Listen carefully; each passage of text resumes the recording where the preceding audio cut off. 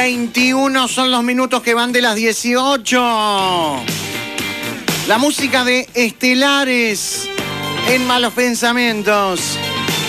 ¿Qué música escucha Fernando Amado? Buenas tardes. Buenas tardes, ¿cómo anda, Petit? Bien, bien. ¿Qué música escucha? O sea, esta es una puerta sin retorno hacia el bullying. Bueno. Soy fanático de Luis Miguel. ¿De Luis Miguel? Sí. Fui a verlo a Buenos Aires. Sí. Con mi Ahora, esposa y mi hermana. este año. Sí. Este año, ahí en el... Principio de marzo, en el Polo. De Palermo, sí. En el Polo. Sí, fui al segundo concierto. No busques a la noche, no busques a la playa. Exactamente. En el 2000 fui a verlo en el Estadio Centenario. Ajá. Con mi familia, con mis hermanas. Esa vez fui medio que en realidad no porque me gustara, sino para acompañar. Y después del recital ese, el tipo me cautivó. Puede sonar feo esto, pero No, el tipo me cautivó. Alguna vez he dicho que me enamoró, lo cual ha generado la suspicacia del caso. Sí. Pero a mí me copa también. A mí me encanta, me parece un showman profesional. Y un profesional, y además de la voz, y los otros días en Argentina realmente estuvo bueno. Pero en realidad me gusta todo tipo de música. Bien, pero Luis Miguel está ahí como... Sí, Luis Miguel, pero Calamaro, ¿Vio la serie de Luis Miguel? La vi, ¿sí? Me pareció muy impactante. Ajá. Es decir, porque yo, la verdad, nunca había ahondado en lo que era la historia del tipo, ¿no? Sí veía que era un tipo digamos, con situaciones particulares. O sea, no era un hombre en términos generales que se comportara como que tenía sus mambos, ¿no? O sea, se notaba eso. No, y la participación del padre, ¿no? En su vida, claro, un déspota. Pero yo, antes de ver la serie, no sabía todas esas cosas. Claro, entonces, claro. Yo sabía así que el tipo tenía sus mambos y cada tanto, viste, que engordaba, que desaparecía, que no daba conciertos, una cantidad de cosas. Y la verdad que la serie fue reveladora y realmente muestra lo que puede llegar a ser a veces una vida rodeada de éxito por un lado, pero también rodeado de sinsabores y de fracasos en otras áreas de la vida. Y no pasa solamente en los músicos, pasa también en los políticos. Pasan todos, pasa en los políticos, en los comunicadores, también, en los operadores. Ahora, en todo. Le agradezco que haya venido al programa, porque en este año electoral solo Rafael Michelini, del Frente Amplio, ha tenido la gentileza de visitarnos en las entrevistas. Usted vendría a ser el segundo frente amplista en visitarnos. Ahí tenés un error conceptual. No, porque no, es el segundo, ¿no? Confirma. No hay ningún error, es el segundo. Hay un error en la conceptualización del segundo frente amplista. Es el segundo. No integro el Frente Amplio, sí hice un acuerdo electoral con el Frente Amplio y con Daniel Martínez. Hemos votado juntos. Estoy convencido que lo mejor que le puede pasar al país es un nuevo gobierno al Frente Amplio con Daniel Martínez a la cabeza. Entonces, ¿es Frente Amplista? No. Es decir, no. Pero si usted... usted dice que no es Frente Amplista. Sí. Pero forma parte del comando de campaña de Daniel Martínez, no del Frente Amplio. Hay dos comandos, por ejemplo, ¿no? Es decir, tú tenés el comando que trabaja en la calle Colón, en la sede del Frente Amplio, y tenés el comando de campaña de Martínez, que, en serio, que trabaja en Paysandú y Ejido. ¿Qué cree que piensa la gente sobre usted, Fernando Amado? Eso a mí me parece que es muy sano y es muy normal, natural, y yo lo asumo así, sin complejos. Yo revisando su historial, es Frente Amplista. Yo soy vallista. Es decir, vallista del viejo valle, el de sobre todo. Entonces, es entendible que en el siglo XXI muchas veces defender posturas ideológicas, postulados, de hecho, defender mismo la referencia histórica permanente del viejo valle, te puede apegar al Frente Amplio, digo antes de hacer el acuerdo con Martínez, etcétera. Porque de alguna manera el triunfo del Frente Amplio en el 2004 y el gobierno en el 2005 muchas veces se ha mostrado como un paralelismo histórico en lo que tiene que ver con una cantidad de leyes que se aprobaron desde el punto de vista laboral, del punto de vista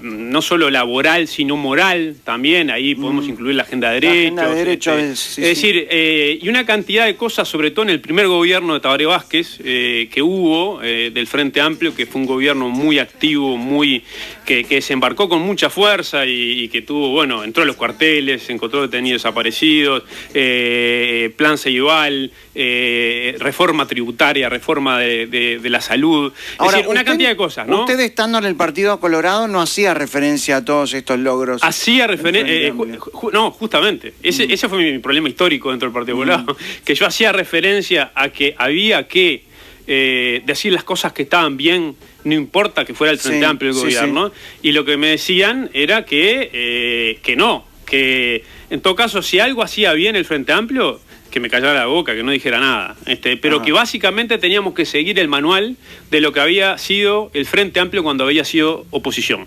¿Qué era? Era decir a todo que no y estar en contra de todo lo que habían hecho los partidos tradicionales. Una actitud que a mí siempre me pareció muy necia. Bueno, pero con mayoría parlamentaria eso es imposible, seamos sinceros. Claro, pero siempre hubo mayoría parlamentaria. Sí, esa es una engaña pichanga que nos hacemos como ciudadanos muchas veces. Antes las mayorías parlamentarias, en vez de construirse a partir del acuerdo dentro de partidos, dentro de una misma coalición, como es el Frente, se hacía a través de los acuerdos de coalición. En el caso, Partido Colorado, Partido Nacional. Mirá, te cuento una anécdota con Sanguinetti, que en realidad habla bien de Sanguinetti. Y me parece interesante porque refleja esto que estamos hablando. Se retoman los foros mensuales que se llamaban, que eran las reuniones mensuales del Foro Ballista, allá por el 2006. Y en el 2006 Sanguinetti dice, bueno, vamos a encargarle a unos jóvenes, y nos citan en su casa en Zorrilla a 4 o 5 jóvenes, para decir, bueno, el foro tiene que renovarse, hay que renovarse, yo no voy a ser nunca más candidato. Estamos hablando de 2006. Yo nunca voy a ir al Frente Amplio. También, eso habla de, digamos, cuando uno habla sin cassette, la ventaja que tiene es que habla con el corazón y con lo que siente. Después las circunstancias a veces cambian, ¿no? Entonces, vos sabés que nos citó en su casa, estuvimos hablando con él y nos dijo, no, el foro tiene que renovarse, entonces yo quiero que el primer foro sea un mensaje muy claro en el cual hablen ustedes 4, creo que éramos 4 o 5. Está fenómeno. Me fui de allá de Zorrilla, de donde vive el veterano, y al rato nos mandaron un PowerPoint, ¿no? Bien. En donde nos decían qué era lo que teníamos que decir. ¿tá? Y yo ya era bastante rebelde desde ese momento, pero rebelde con causa. O sea, a ver, maestro, ¿querés renovar? Pero me vas a decir lo que tengo que decir. No, déjame decir lo que pienso, ¿no? Entonces, yo enseguida digo, bueno, ¿cómo viene la mano? No sé cuánto, sé qué. La mano era de tratar de que cada uno nos repartiéramos ese PowerPoint y lo dijéramos. Y era todo... año 2006, eran todos palos al Frente Amplio de una manera impresionante. Bien.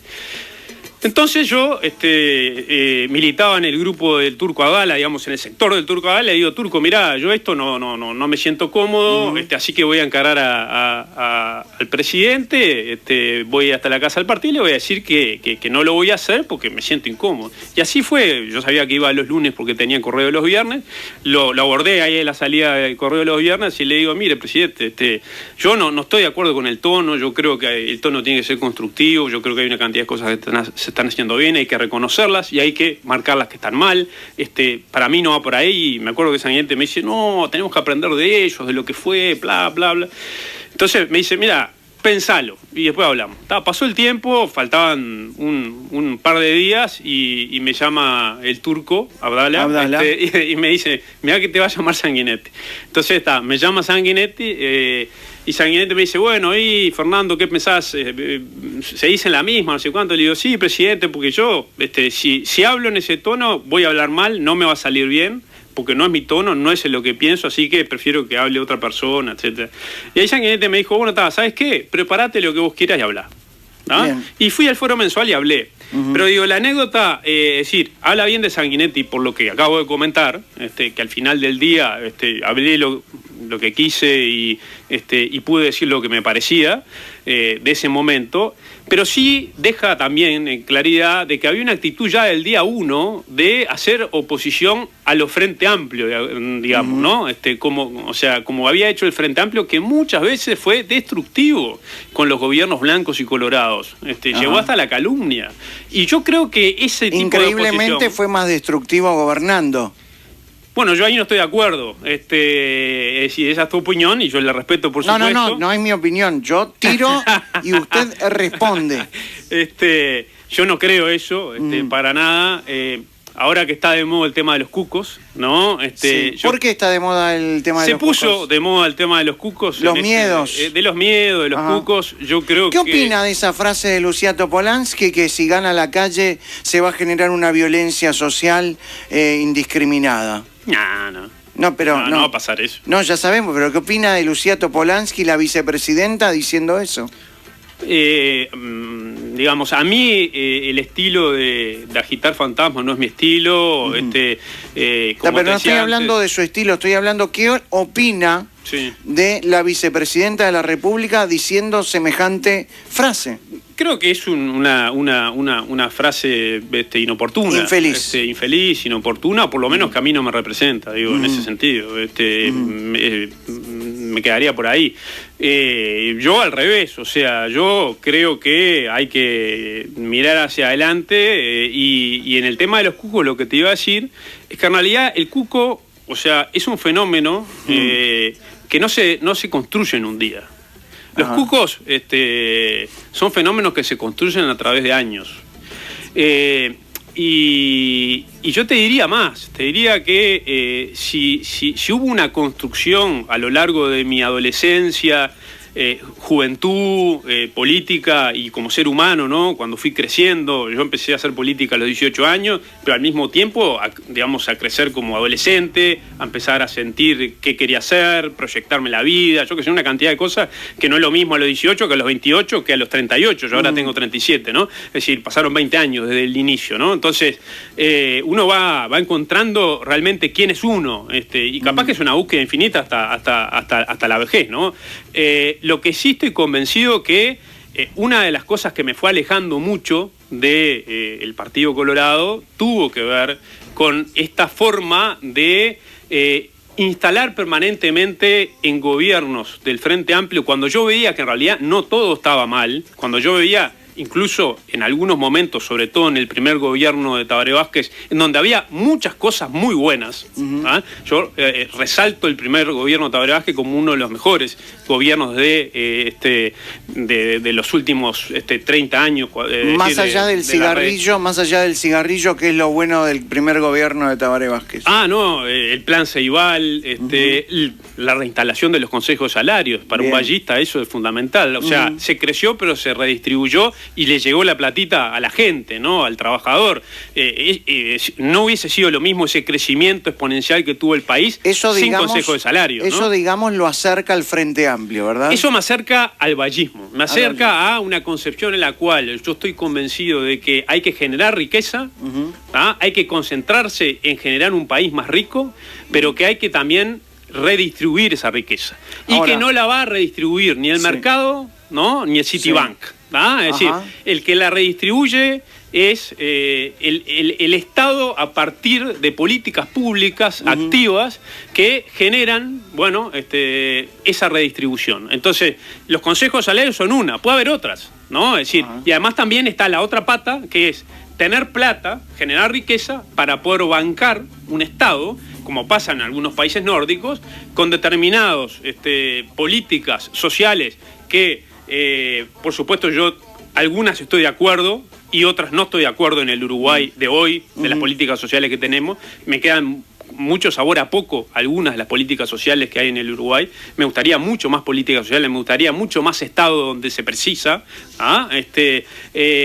pero para eso se precisa platita, ¿no? Se precisa billulla, ¿no? Platita que se fue con la regasificadora, con el puerto de aguas profundas, con Aratirí, con Pluna, con Alazú, con ANCAP, ¿Usted se siente cercano a todos esos fracasos? Es que yo lo que pasa es que no me siento cercano para nada, porque yo no fui parte de los gobiernos del Frente Amplio. O sea, mi compromiso es hacia adelante. Pero hoy está apoyando al Frente Amplio y debería de alguna manera no sentirse oposición a esas situaciones, a todo eso. Porque si usted está apoyando al Frente Amplio hoy, está apoyando a lo que fue el Frente Amplio en los 15 años de gobierno. No, eso yo creo que en todo caso sería un buen ejercicio que le podrías hacer a alguien que haya participado de los 15 años de gobierno del Frente. En el caso mío, es decir, yo fui oposición constructiva. Pero le van a decir que se sube al carro.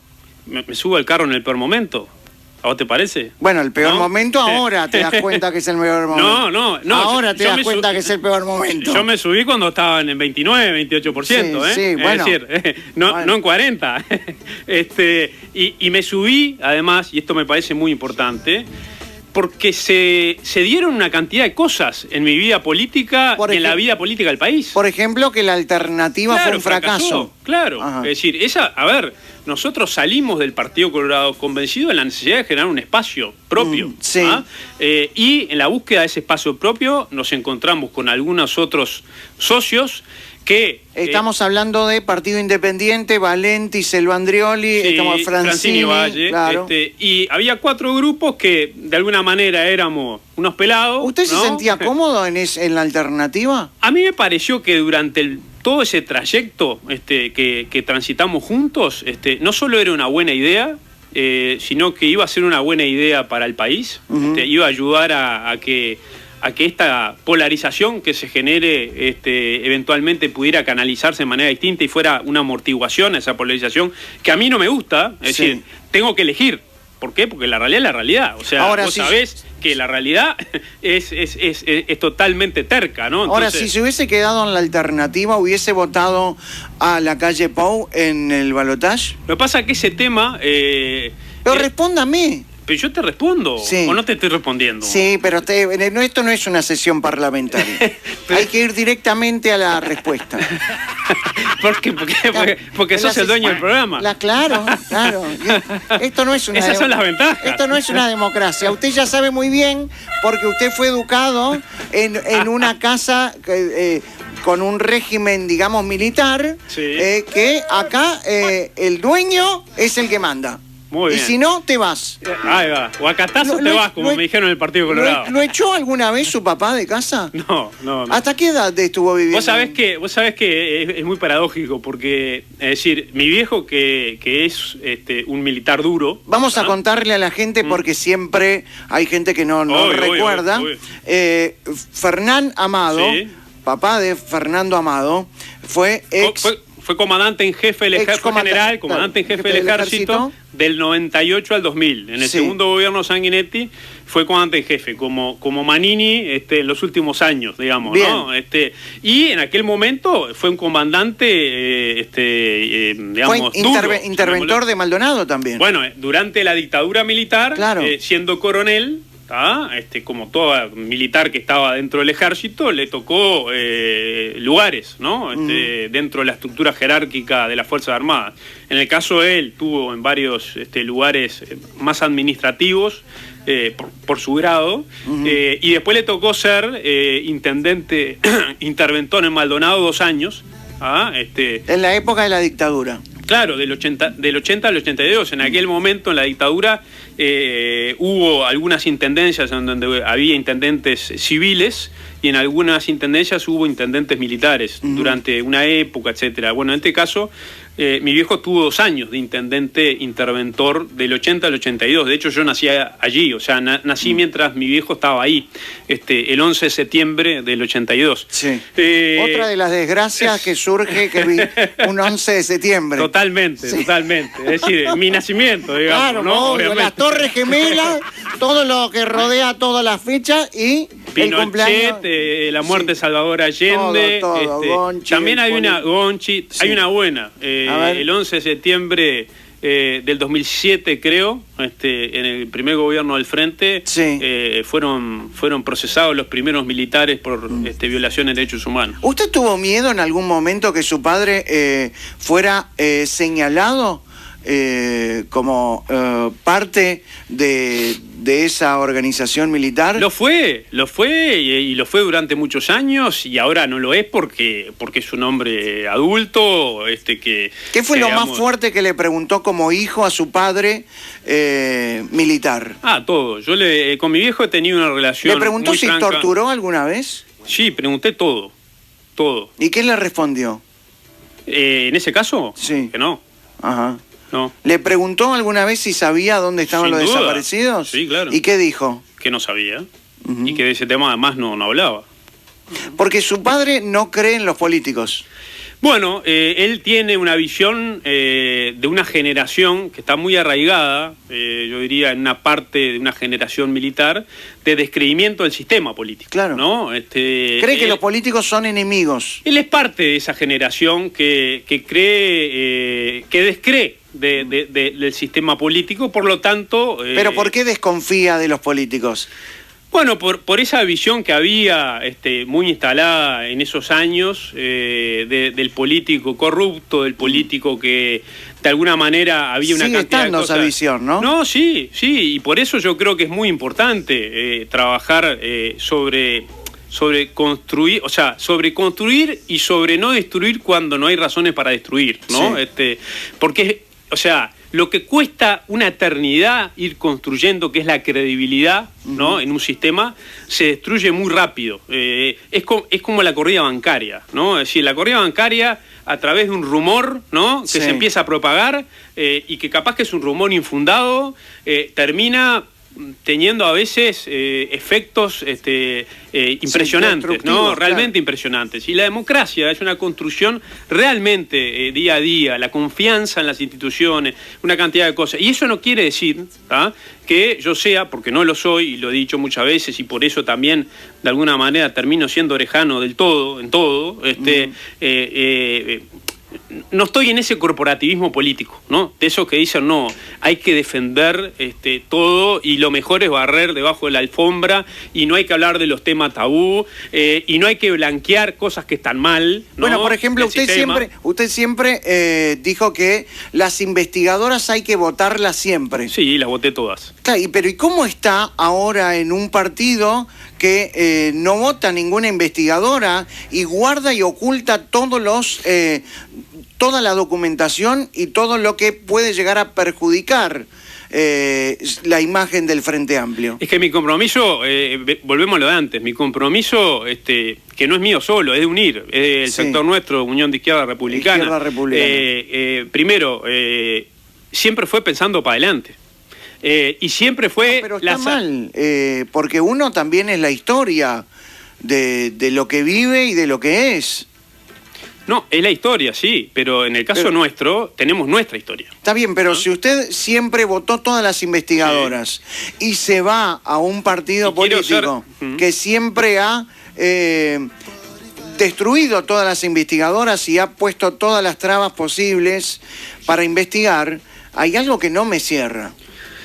No, a mí me cierra, es decir, es natural. Claro. En realidad es natural, pero digo, a mí me cierra ¿por qué? Porque el compromiso nuestro, lo dijimos el primer día, que nos vino a plantear Martínez su propuesta de acuerdo, que era una propuesta de acuerdo en donde nosotros no ingresábamos al Frente Amplio. ¿Fue Martínez que lo llamó a usted? ¿O sí, usted Martínez nos llamó y me pidió una instancia formal con nuestro comité ejecutivo. Bien, reunimos de el UNIR. ejecutivo, sí, reunimos el ejecutivo de UNIR, Unión de Izquierda Republicana, que lo habíamos fundado hacía poco, y que tenía la idea de estar en otro proyecto político, esa es la verdad, y la política y la vida es el arte de lo posible muchas veces. En este caso, la realidad es esa.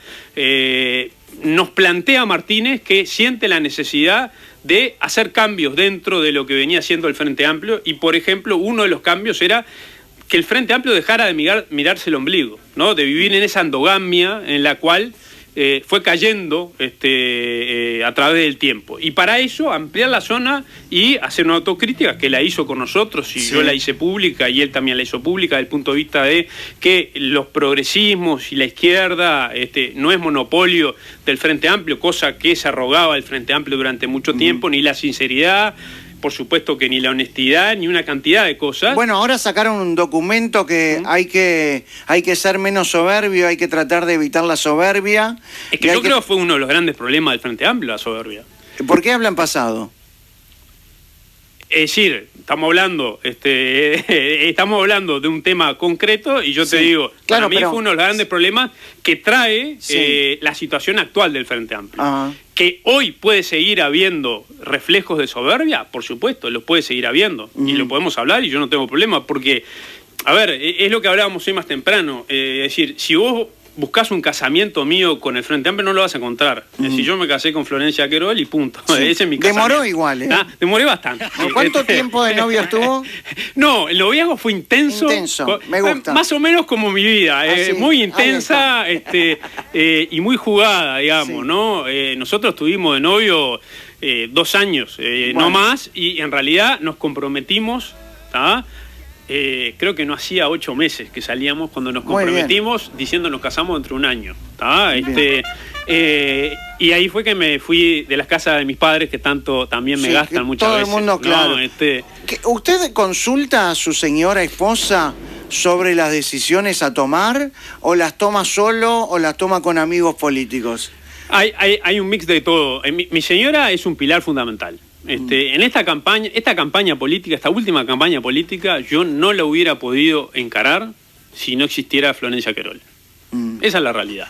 ¿Qué tal, no solo por lo que ayudó, porque se la puso al hombro. No, porque hay que bancar a Fernando Amado. Porque hay que bancar a Fernando Amado, y porque la verdad sea dicha, o sea, el proceso político de Fernando Amado, ¿no? Ha sido un proceso político que en los últimos años ha sido difícil, no ha sido fácil. Recién decía Fernando Amado que su compromiso es con Daniel Martínez. Sí, con el futuro. Bien, usted estuvo cerca de Jorge Valle, estuvo cerca...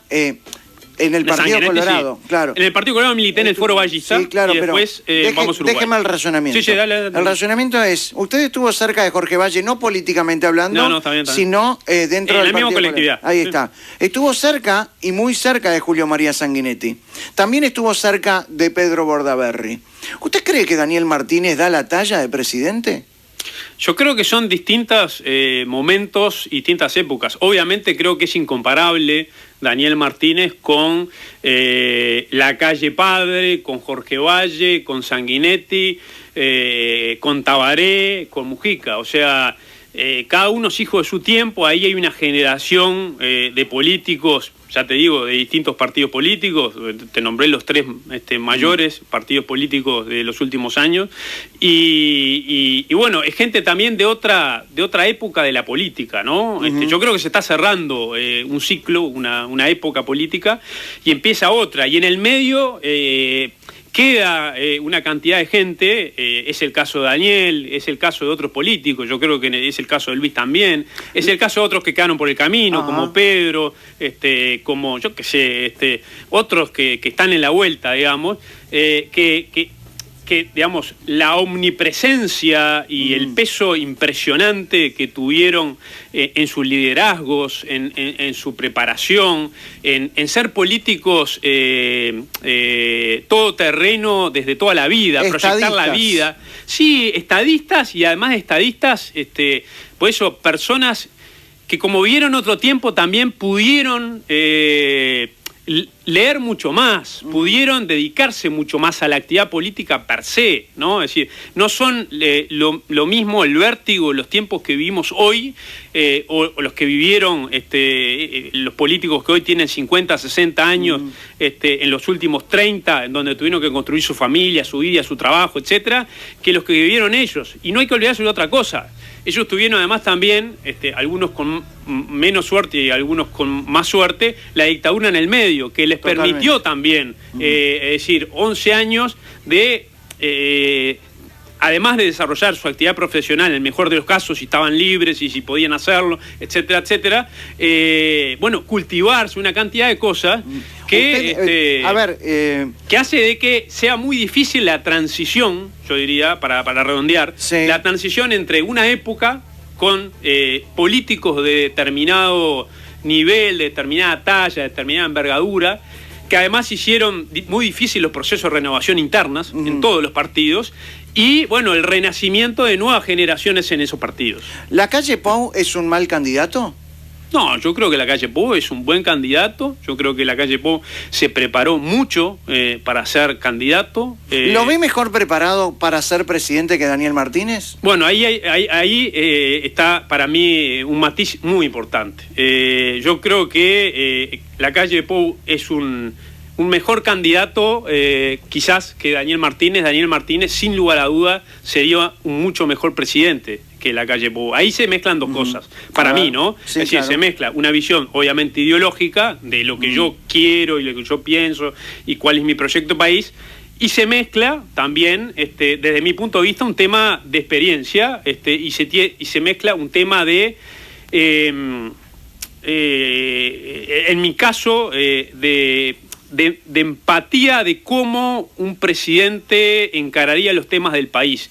Porque como hablábamos hace un rato, todos somos criaturas humanas y con nuestras características personales y particulares. Y yo me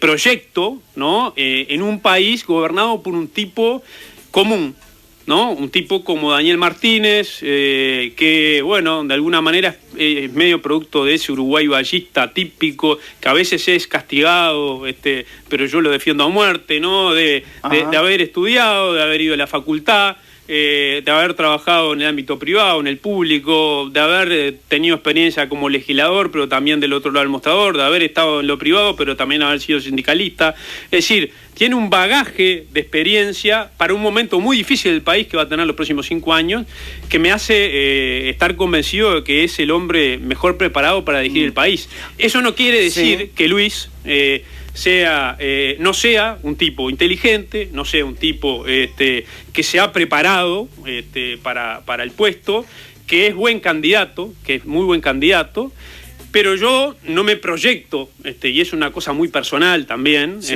a través de la figura de Luis. Es decir, allí hay cosas que tienen que ver con la empatía, tiene que ver con el feeling, ¿no? Y después está lo ideológico, digamos, ¿no? Es decir, allí sí hay una cosa mucho más profunda, mucho más fuerte, pero yo no quiero dejar de decir estas cosas porque creo que hacen a las decisiones que tomamos los seres humanos. El ciudadano X, como cualquiera de nosotros que va a votar el último domingo de octubre y ahora va a votar en el balotaje, o el político que toma una decisión política, porque como somos seres humanos también esas cosas influyen. Recién hablaba de lo que significa Daniel Martínez con su bagaje y su experiencia en el ámbito privado y en el público. Sí. ¿Considera que Daniel Martínez es el padre del desastre de ANCAP?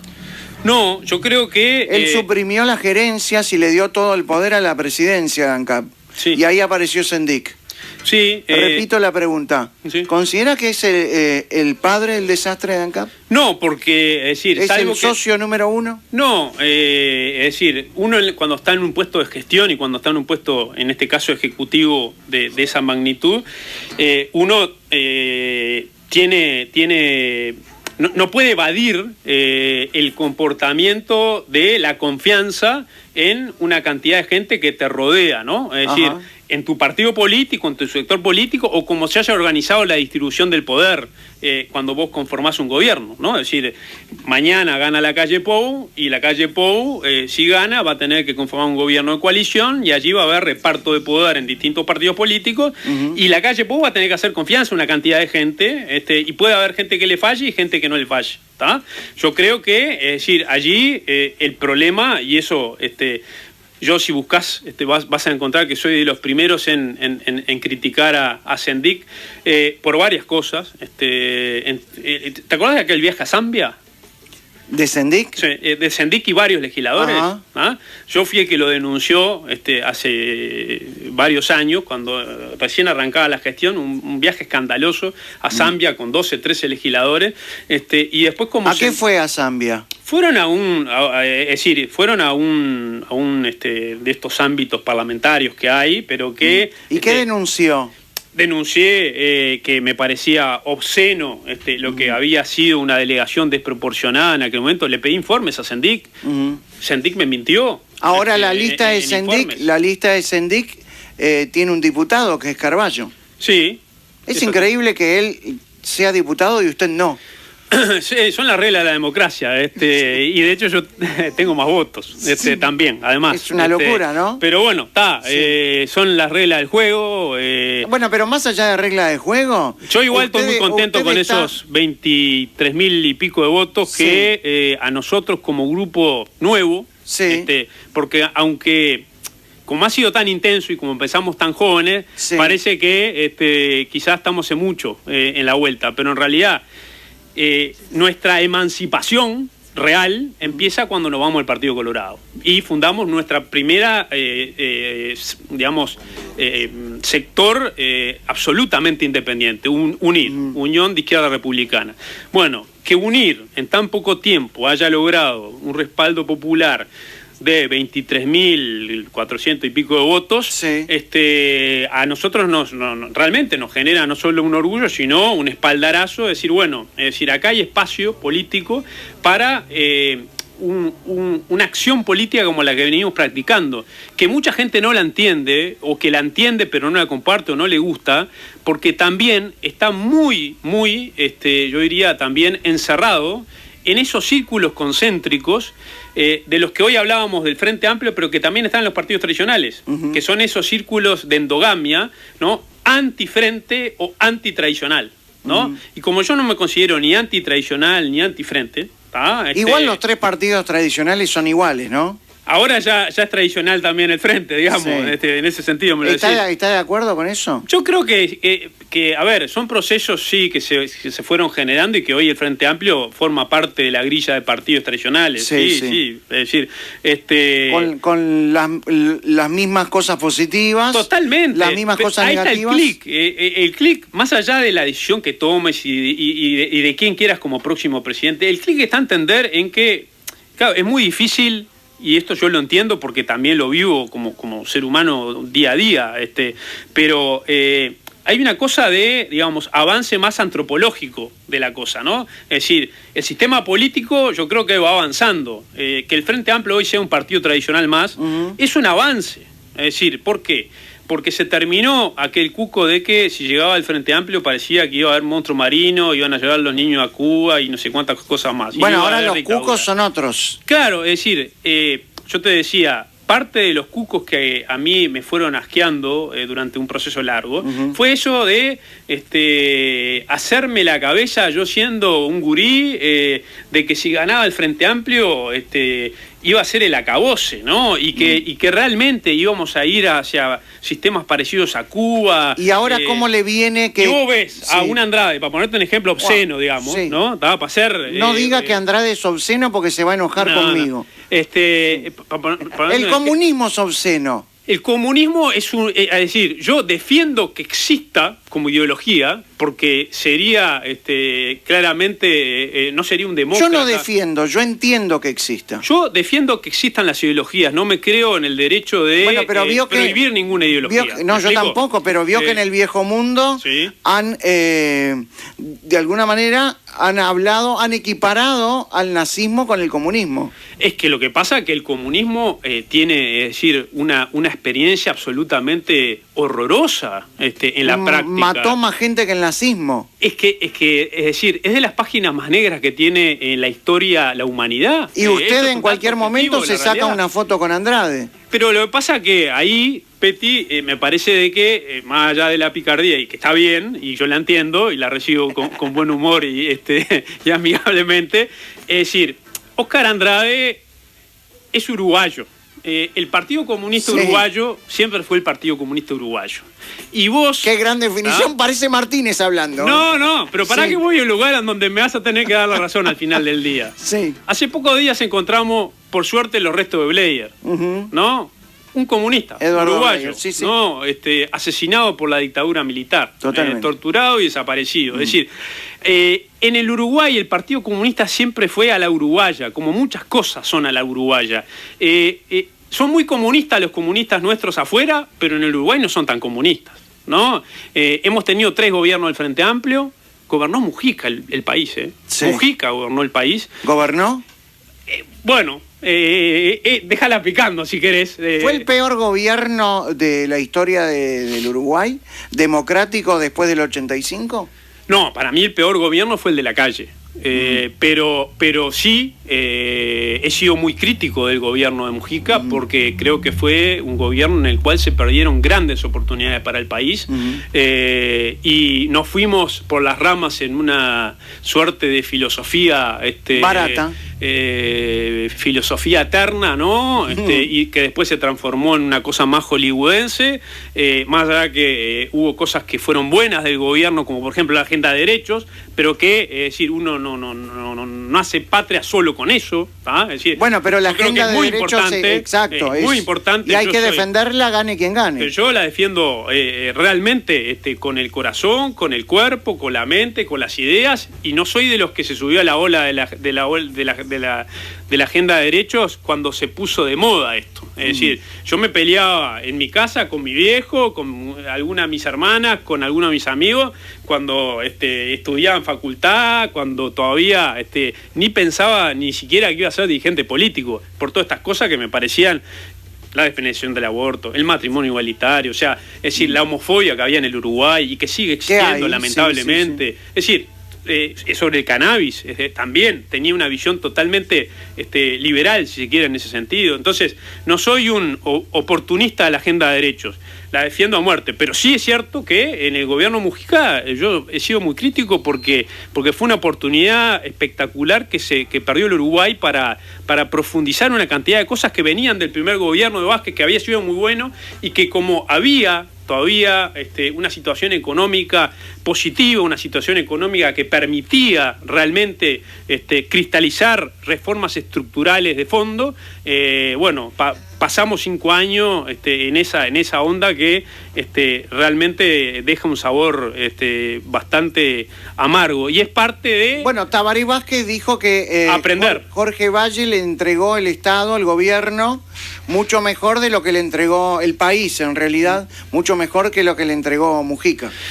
Bueno, es decir, ahí yo te digo 2 cosas. Una, Jorge Valle, es decir, era un fantástico y elocuente, ¿no?, generador de frases y de imágenes como la que acabas de decir, que tiene una parte que puede calzar con parte de la realidad, ¿tá?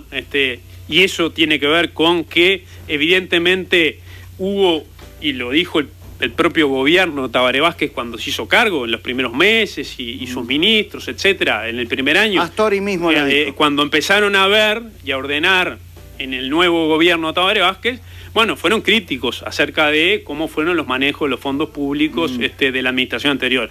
Pero hay una media mentira de Jorge Valle muy grande también, y hay que también señalarla. Es decir, cuando Tabaré Vázquez, cuando Mujica le entrega el gobierno a Tabaré Vázquez, no era un gobierno como cuando Jorge Valle le entregó a Tabaré Vázquez, en donde había 40% de pobreza, salíamos de una crisis brutal. Usted y no es el cassette, es la realidad. Pero usted señala a Jorge Valle como el responsable de la crisis del 2002.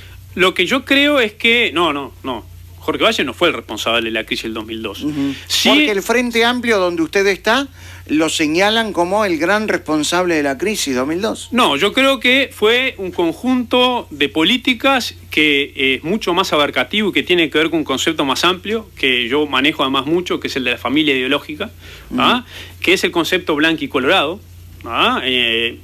fogoneado por Sanguinetti en la década del 90, que hizo carne en el 94 cuando se pegaron el susto de que Tabaré Vázquez podía haber ganado la elección y que Sanguinetti ganó por un pelín. Sí. Entonces ahí se genera la reforma constitucional, por muchas cosas, pero también para el balotaje, ¿no?, para tratar de poner una vara más alta al frente para llegar al gobierno.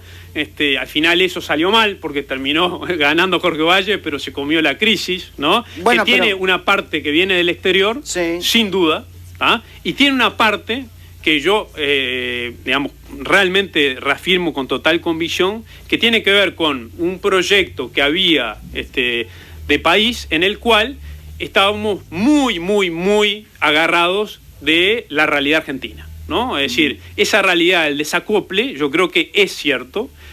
Si no, nos hubiera pasado, por supuesto que nos hubiera golpeado la crisis argentina, indudablemente, en el 2002, pero no hubiese sido lo mismo si tuviéramos el desacople que tiene hoy el país vinculado a las situaciones económicas, por ejemplo, con los vecinos, ¿no? Entonces, la media mentira de Jorge Valle es que, a ver, el país realmente estaba muy jodido, estaba muy embromado, o sea, había... no solo por usar las cifras del 40% de pobres y el 17% de indigentes o algo así, sino que yo me acuerdo, porque esto me puede sacar votos o me puede sumar votos o me puede sepultar la carrera política, pero ya lo he dicho 1000 veces, y cuando yo dije que venía para acá, imagínate, ¿no? ¿Por qué?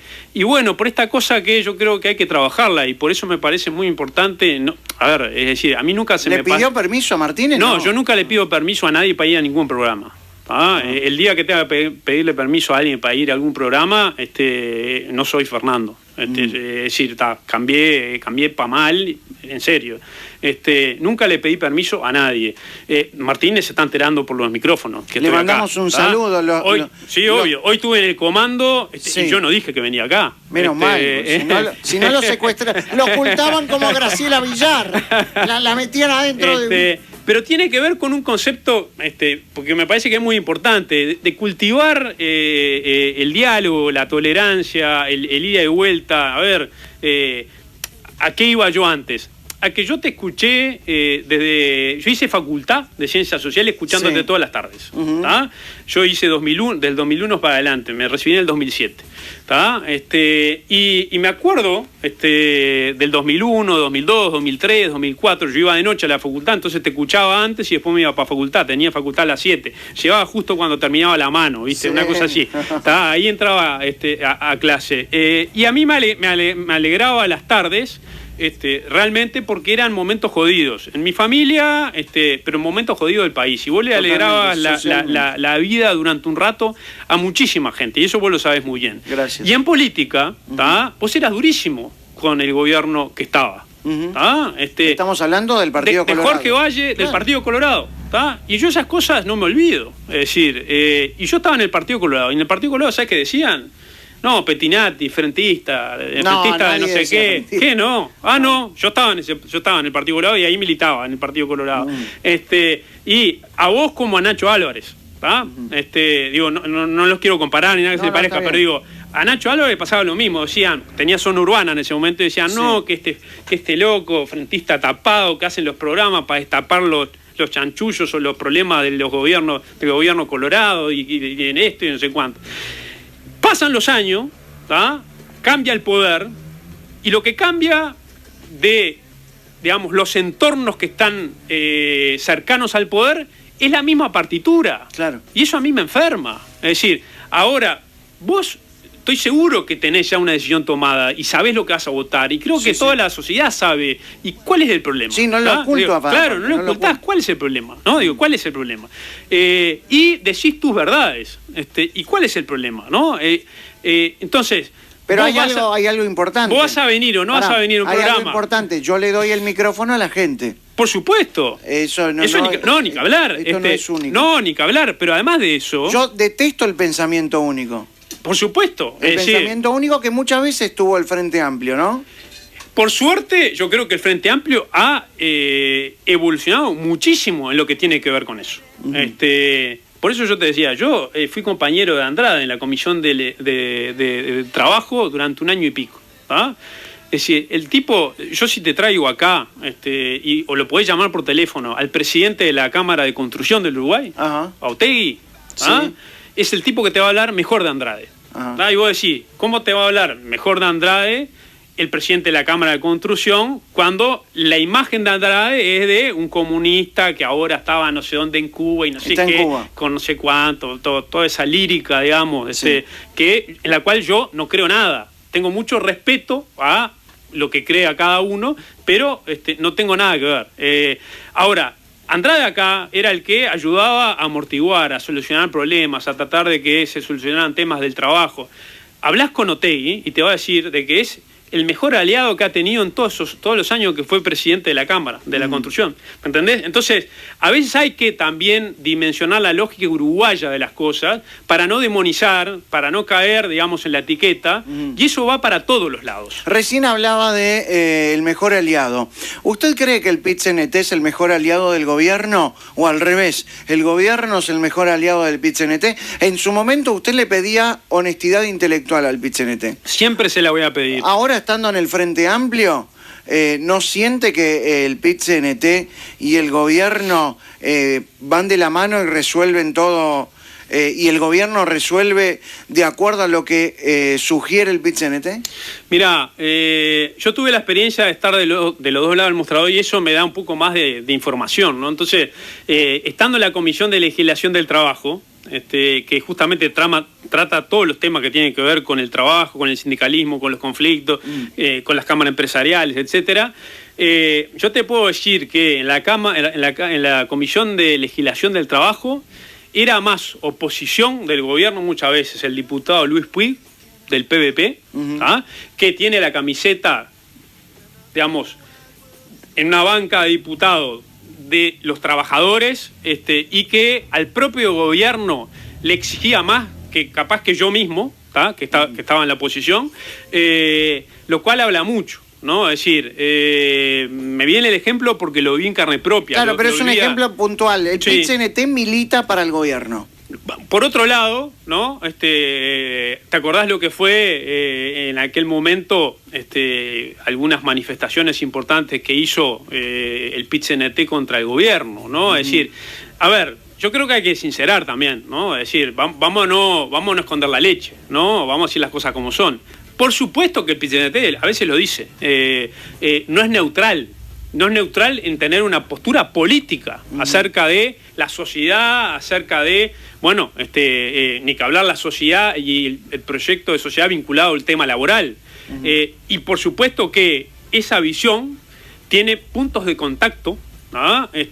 Con el vallismo, sin lugar a dudas, y también tiene puntos de contacto con el Frente Amplio. Y además se suma de que evidentemente ha habido muchos integrantes que militaron sindicalmente y que luego han participado de cargos, tanto legislativos como ejecutivos, en el Frente Amplio. Es decir, a veces ha pasado lo mismo, porque esto yo creo que hay que también blanquearlo, ha pasado lo mismo al revés desde el punto de vista de las cámaras empresariales. Ha habido actores de la sociedad que han integrado cámaras empresariales, que se han postulado cargos electivos o que han luego sido ministros, subsecretarios o han estado en puestos importantes de los gobiernos blancos, colorados. Y obviamente, es decir, esas cámaras también tienen una visión política con P mayúscula, digamos, no con la partidaria, que hace que estén más cerca. Eso es un dato de la realidad. Por algo, yo qué sé, no sé, me acuerdo dos ministros de Jorge Valle, uno Pérez del Castillo, y Santiago Pérez del Castillo, y otro Varela, que después fueron los dos presidentes de la Cámara de Comercio. Recién hablaba de Andrade, ¿no? Sí. El Partido Comunista. De Oscar. Claro, Oscar, el Boca. El Boca. El Boca. El Oski, el Boca.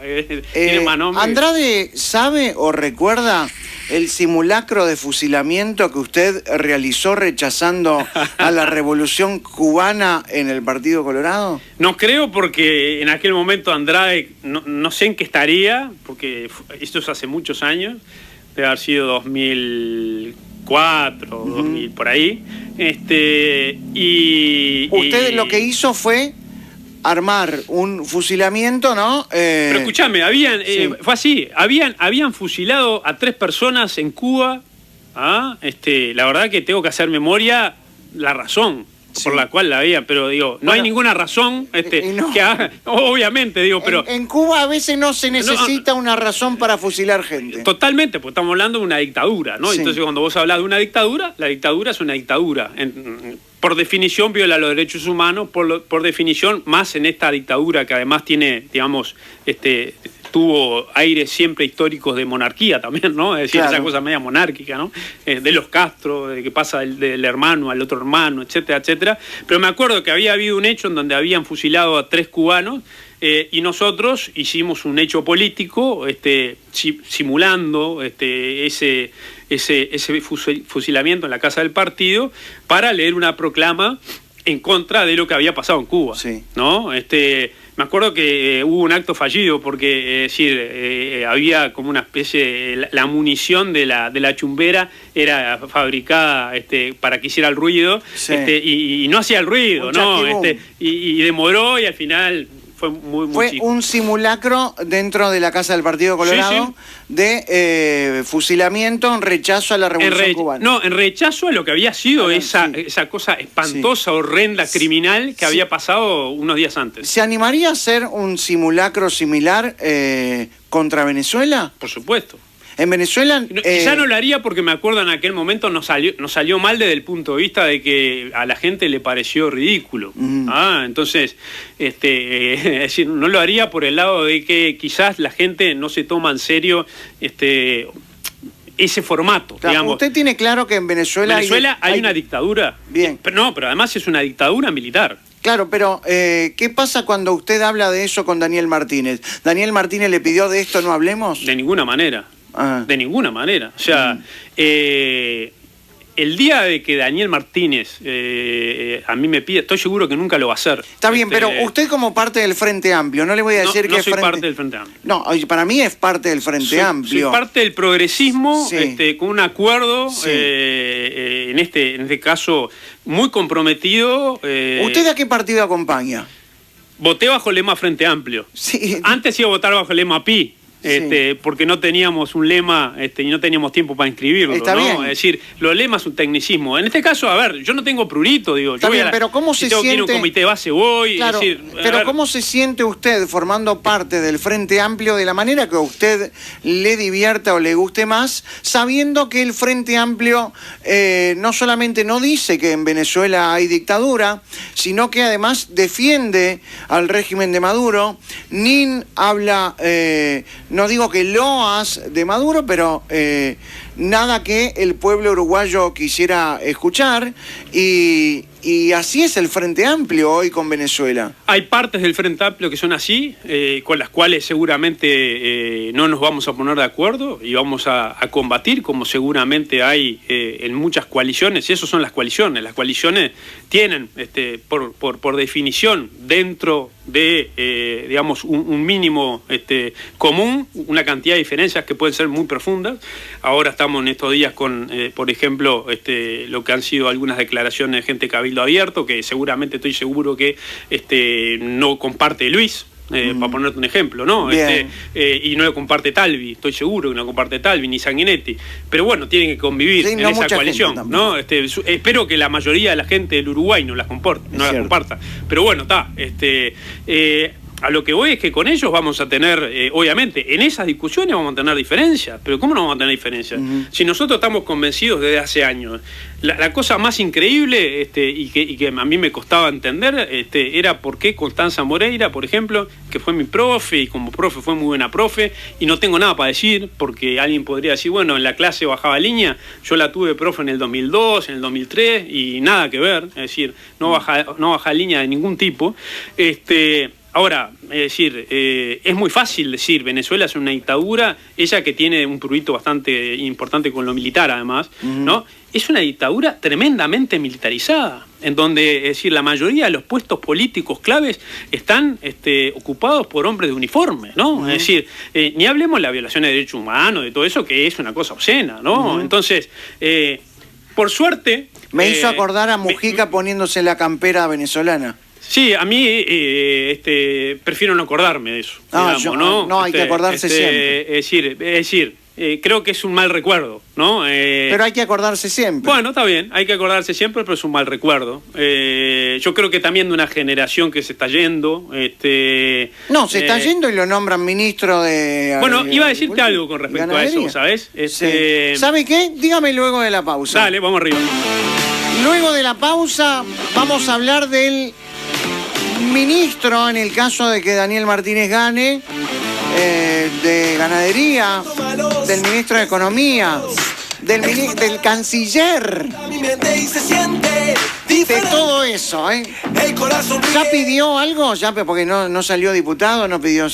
No. ¿Qué pidió? ¿Yo? Sí, ¿dónde lo van a poner? Pedí agua caliente acá cuando llegué para el termo. Ah, está bien. ¿Le trajeron? Sí. Sabremos cumplir. Servicio espectacular. Nos vamos a la pausa. Fernando Amado, de Bordaberry a Mujica, de Sanguinetti a Andrade. Tengo varias para contestarte. Sí.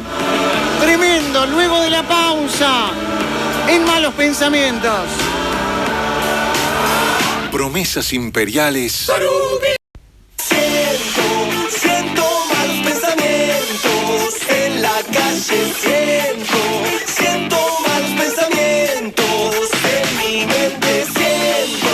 Siento malos pensamientos en la calle. Siento malos pensamientos en mi mente.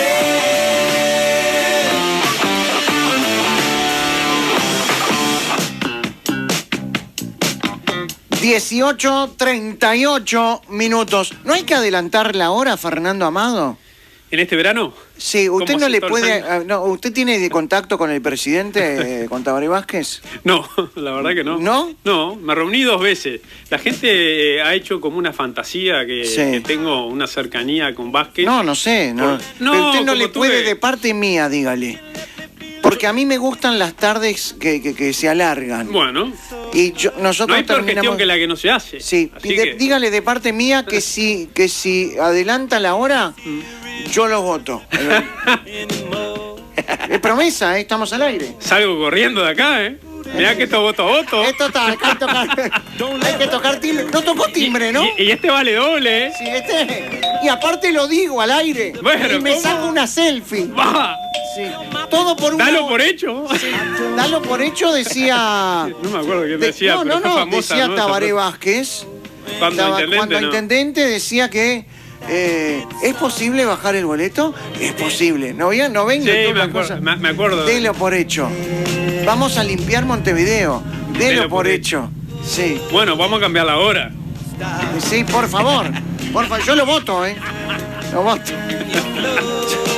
Claro, ¿cómo le cambia la vida a uno? No, eso es verdad. Claro. Es verdad. Por favor, La gente que labura. si el presidente nos está escuchando, porque debe estar escuchando, bueno, ¿qué va a hacer ahora? Ya debe estar haciendo la plancha. Bueno, está haciendo la plancha hace tiempo, ¿no?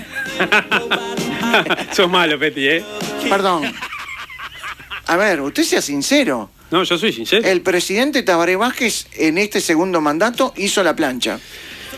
Fue un gobierno que yo te lo sintetizaría en que, digamos, fue un 20% del primero, ¿no? Sí. En comparación, Sí. Tabaré Vázquez con Tabaré Vázquez. Uno Las habla... razones pueden ser varias Claro. y muy largas, digamos. Bueno, pero uno habla del primer gobierno y se acuerda del cigarro, Plan Saibal, lo que sea. Del segundo mandato, que es este, ¿de qué nos acordamos? ¿Nos vemos en las urnas o le están haciendo bullying a Sendik? Sí, es decir, ha habido algunas cosas que creo que son importantes igual, Sí. porque en un momento muy complejo de la región, Sí. evidentemente desde el punto de vista económico, es decir, el hecho...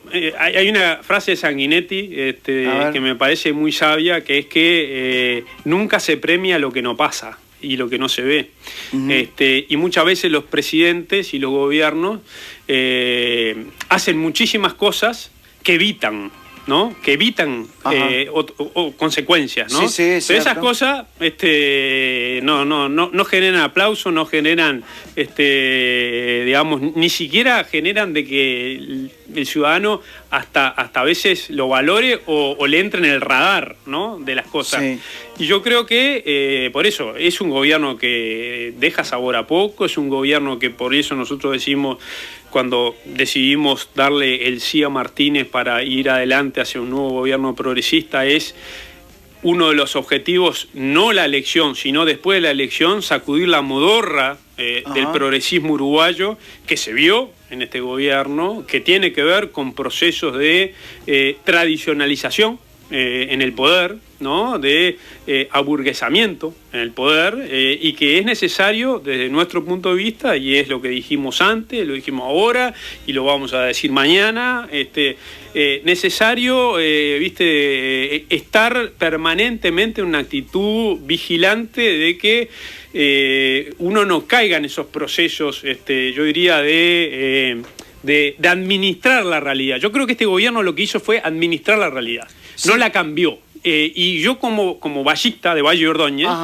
y yo creo que cualquier persona de izquierda, decir que tiene ese paradigma, digamos, de igualdad, de tratar de hacer una sociedad más justa, se tiene que levantar todos los días con la utopía de llegar a ese lugar que no va a llegar nunca, que es una construcción diaria todos los días, y no a solo, digamos, administrar, vos dirías hacer la plancha, ¿no? Es decir, yo creo que este gobierno fue más de administrar y de evitar males peores, y en eso, digamos, lo logró. Pero hablando de administrar y hablando de promesas electorales, el presidente Tabaré Vázquez quería o prometió un déficit como alto, un 2,9, y ahora estamos en un 4,9. Esto es una locura. Sí, hay deudas pendientes, y hay errores que, a ver, yo creo que la ciudadanía, incluso que respaldó a Tabaré Vázquez y respaldó el Frente Amplio en la elección pasada, le pasó factura, es decir, el domingo 27. Hay que ver si hay una toma de conciencia auténtica, yo creo que sí. Creo que hay en partes importantes más que del gobierno, del futuro gobierno progresista, sí. Gente que viene con esta mirada autocrítica, viene con esta mirada de no solo hacerlo mejor, como dice el jingle, ¿no? O el eslogan de campaña, sino realmente hacer una autocrítica pensando en que el próximo gobierno sea un gobierno de cambios profundos, muy parecido al primero de Vázquez. Pero ¿dónde está la autocrítica cuando sostienen a Bonomi durante todo el gobierno, habiendo prometido el bajar las rapiñas un 30% y bajar todo lo que tenga que ver con la delincuencia? Y no solamente no bajaron, sino que aumentaron.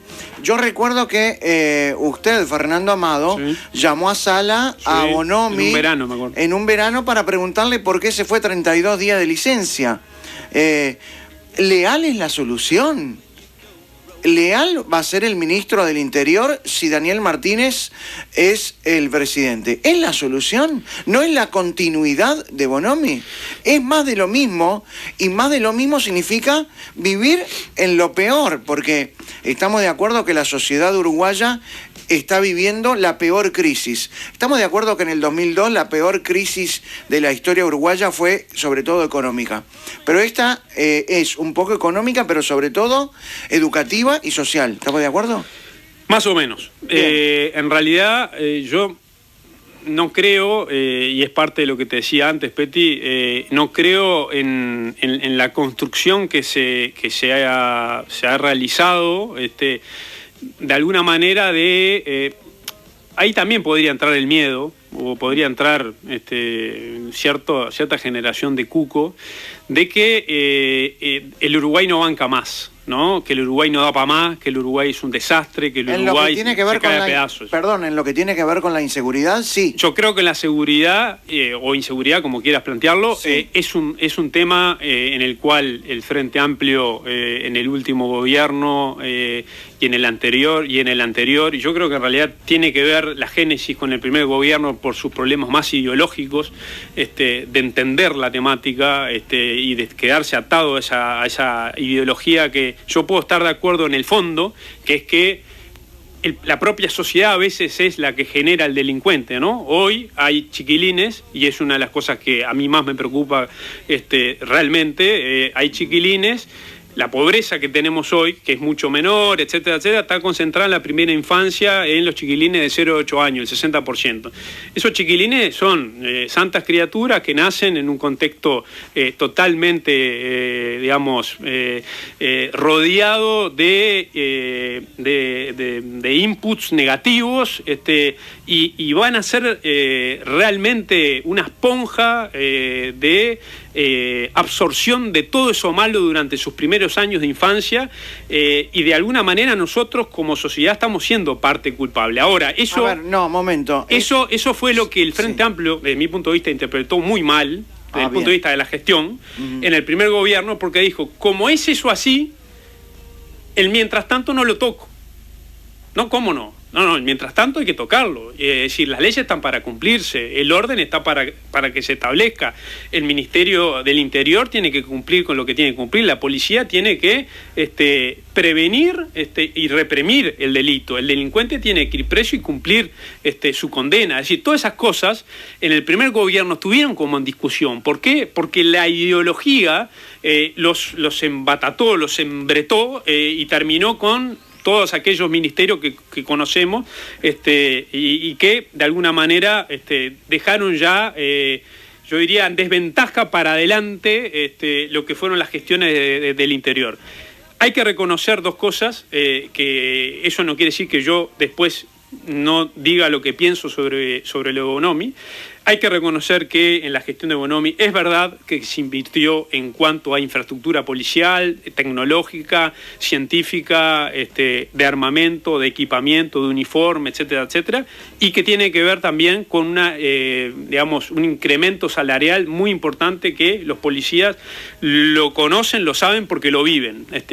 Antes estaba en una situación muy deprimida. Igual le quitaron es cierto, un montón de beneficios, ¿no?, a los policías. Algunos sí, pero en términos salariales, evidentemente el cambio de paradigma yo creo que es el correcto. Eso no me inhabilita a decir a mí lo que te iba a decir con respecto a Bonomi. Yo creo que fue un error, lo dije muchas veces, un error mantener a alguien tantos años en el mismo cargo, que los ministros son fusibles, y que cuando no hay resultados en lo que tiene que ver con, en este caso, que la sociedad sienta de alguna manera representado en ese poder político, en ese ministro, determinadas garantías, yo creo que es el fusible que tiene el presidente de la República y el gobierno, y por eso yo creo que tendría que haber sido removido hace mucho tiempo, porque además siempre el ingreso de otro cuadro puede generar una cantidad de lógicas proactivos que llevan a lo que hablábamos hace un rato, que es al no aburguesamiento de determinadas estructuras en el poder. Bueno, pero podemos también eso llevarlo al gobierno. Siempre se puede llevar al gobierno. También la alternancia en el gobierno es positiva, sobre todo después de 15 años de gobierno, donde no se han hecho todo lo que el pueblo esperaba, lo que la gente pensaba. Se han hecho cosas muy buenas, se han hecho cosas buenas, pero en el día a día la gente lo siente, no solamente económicamente, educativamente y de seguridad por sobre todas las cosas, ¿no? Yo creo que estamos hoy en una situación en la cual evidentemente hay una cantidad de objetivos, y por eso yo creo que es fundamental en primer lugar la autocrítica, en primer lugar decir, sí, asumimos, el Frente Amplio lo tendría que hacer, no yo, pero digo, vamos a hacer la actuación, digamos. Sí. Asumimos que hemos fallado en A, B, C, quedaron pendientes estas cosas, hay una cantidad de cosas en las cuales sentimos que nos equivocamos, pero nuestro proyecto de país hacia adelante es esto. Y además, y recién después de haber hecho todo eso, decir, defiendo esto que hice, esto que hice, esto que hice, esto que hice, porque se hicieron muchas cosas que hay que defenderlas, pero yo creo que a veces el Frente pone la carreta delante de los bueyes. Primero, la reacción ¿no? ante el ataque o ante la demanda, que es lo natural. O sea, el político, el gobernante, tiene que entender de que se debe a la gente, a toda la gente que lo votó y a la gente que no lo votó. Entonces, cuando te agarra alguien en la calle, ¿tá? Vos siendo diputado, ministro, senador o presidente, no importa, vos sos un empleado de esa persona, sos un empleado de la sociedad, ¿tá? Y si te viene a plantear su inquietud, su molestia, tú tenés que escucharla, y no solo escucharla, sino meterla en el disco duro y tratar de cambiarla. Eso al Frente Amplio le ha costado, porque yo creo que lo primero que hay que hacer es escuchar, después lo que hay que hacer es hacer la autocrítica, y después también defender todo lo que se hizo, ¿no? El Frente como que invirtió eso, y no le fue bien. Haciendo eso.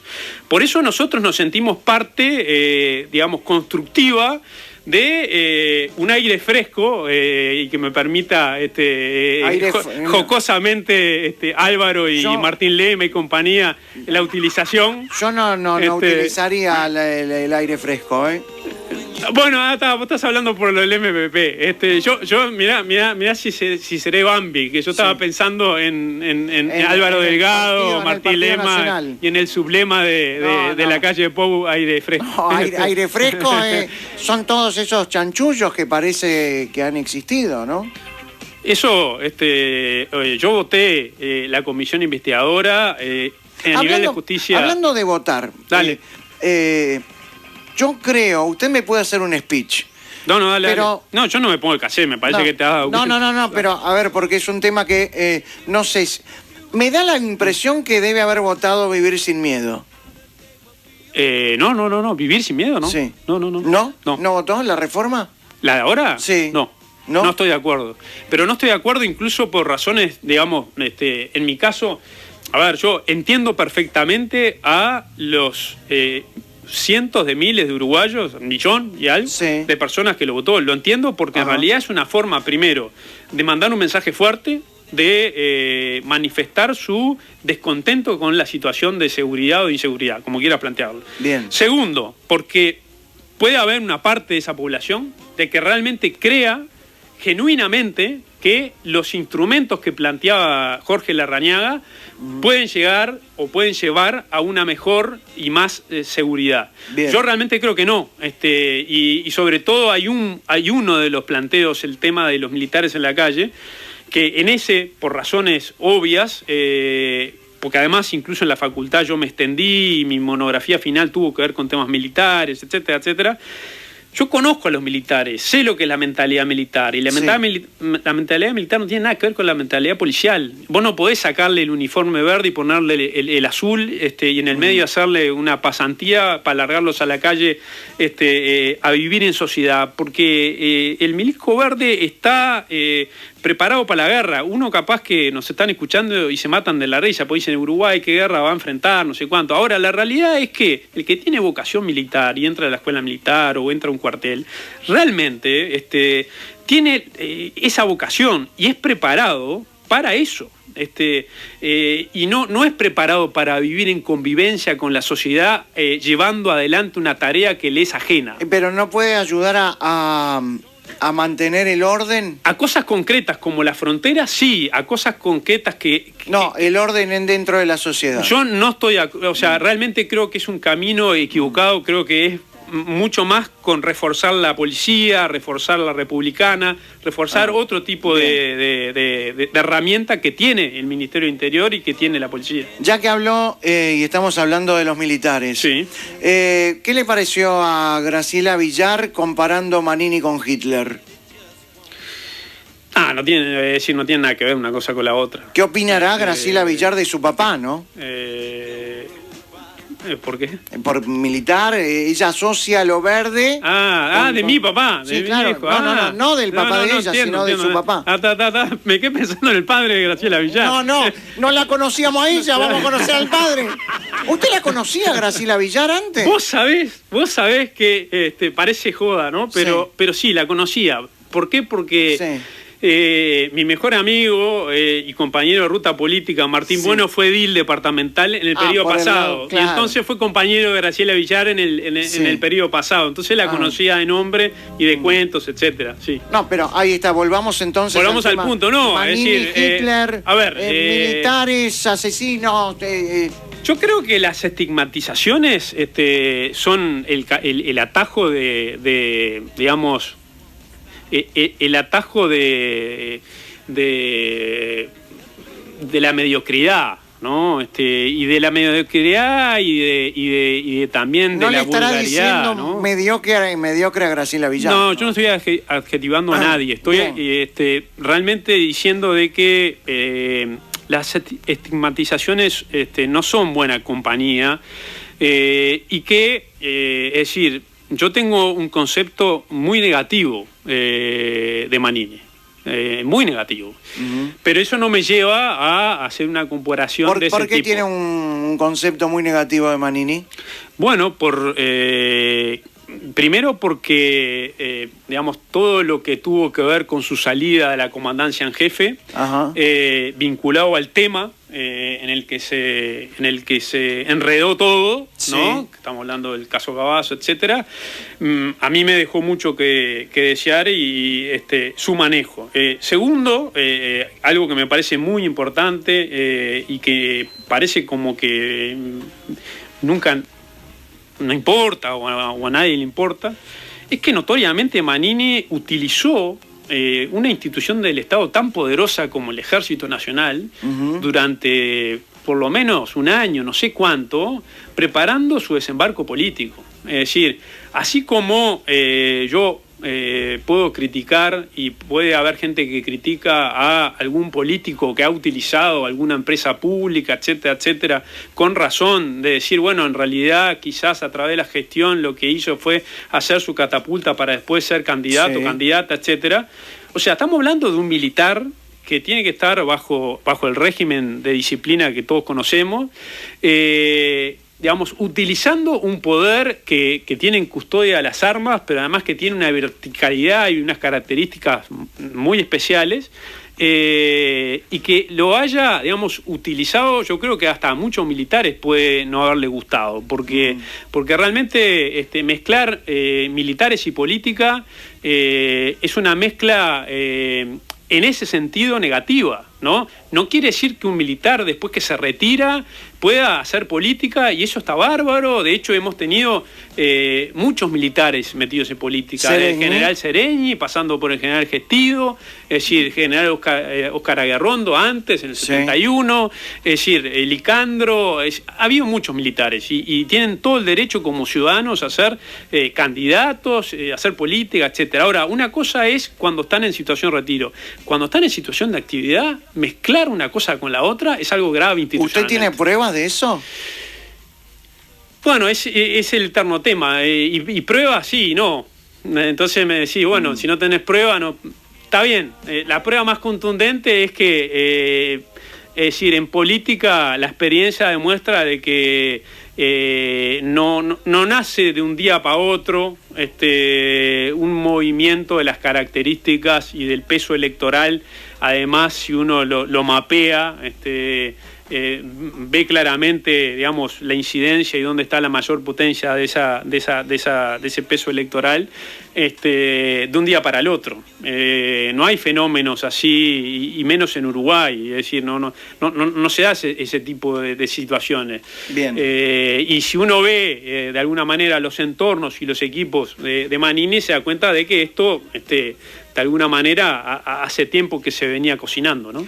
Recién hablábamos de Graciela Villar. ¿Graciela Villar es la mejor candidata a la vicepresidencia que tiene el Frente Amplio? ¿Le parece una buena candidata? Mirá, voy a la anécdota posta real. Sí. Nombra a Daniel Martínez a Villar, era todo un misterio. ¿Te acordás que no se sabía quién iba a nombrar? Se dio larga, habló con todos, habló con mucha gente. Y recién hablábamos de él. Martín me llama, me dice, golazo. Martín Bueno, mi amigo. Edil. Era edil, departamental de Montevideo.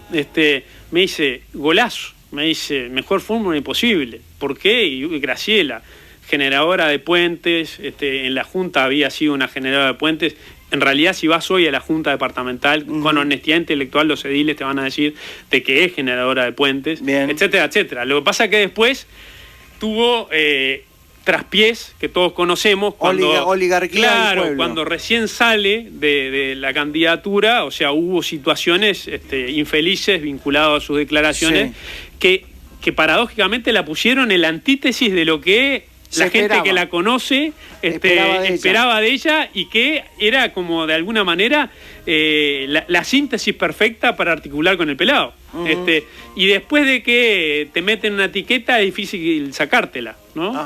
Ahora, hablando de paradojas, sí. Es increíble, después de lo que ha vivido el Frente Amplio con Raúl Sendic, no estamos hablando de los 900 millones de dólares de ANCAP, sino de su título de licenciado, la mentira sobre la genética y demás, poner a una candidata a la vicepresidencia que también miente sobre un título.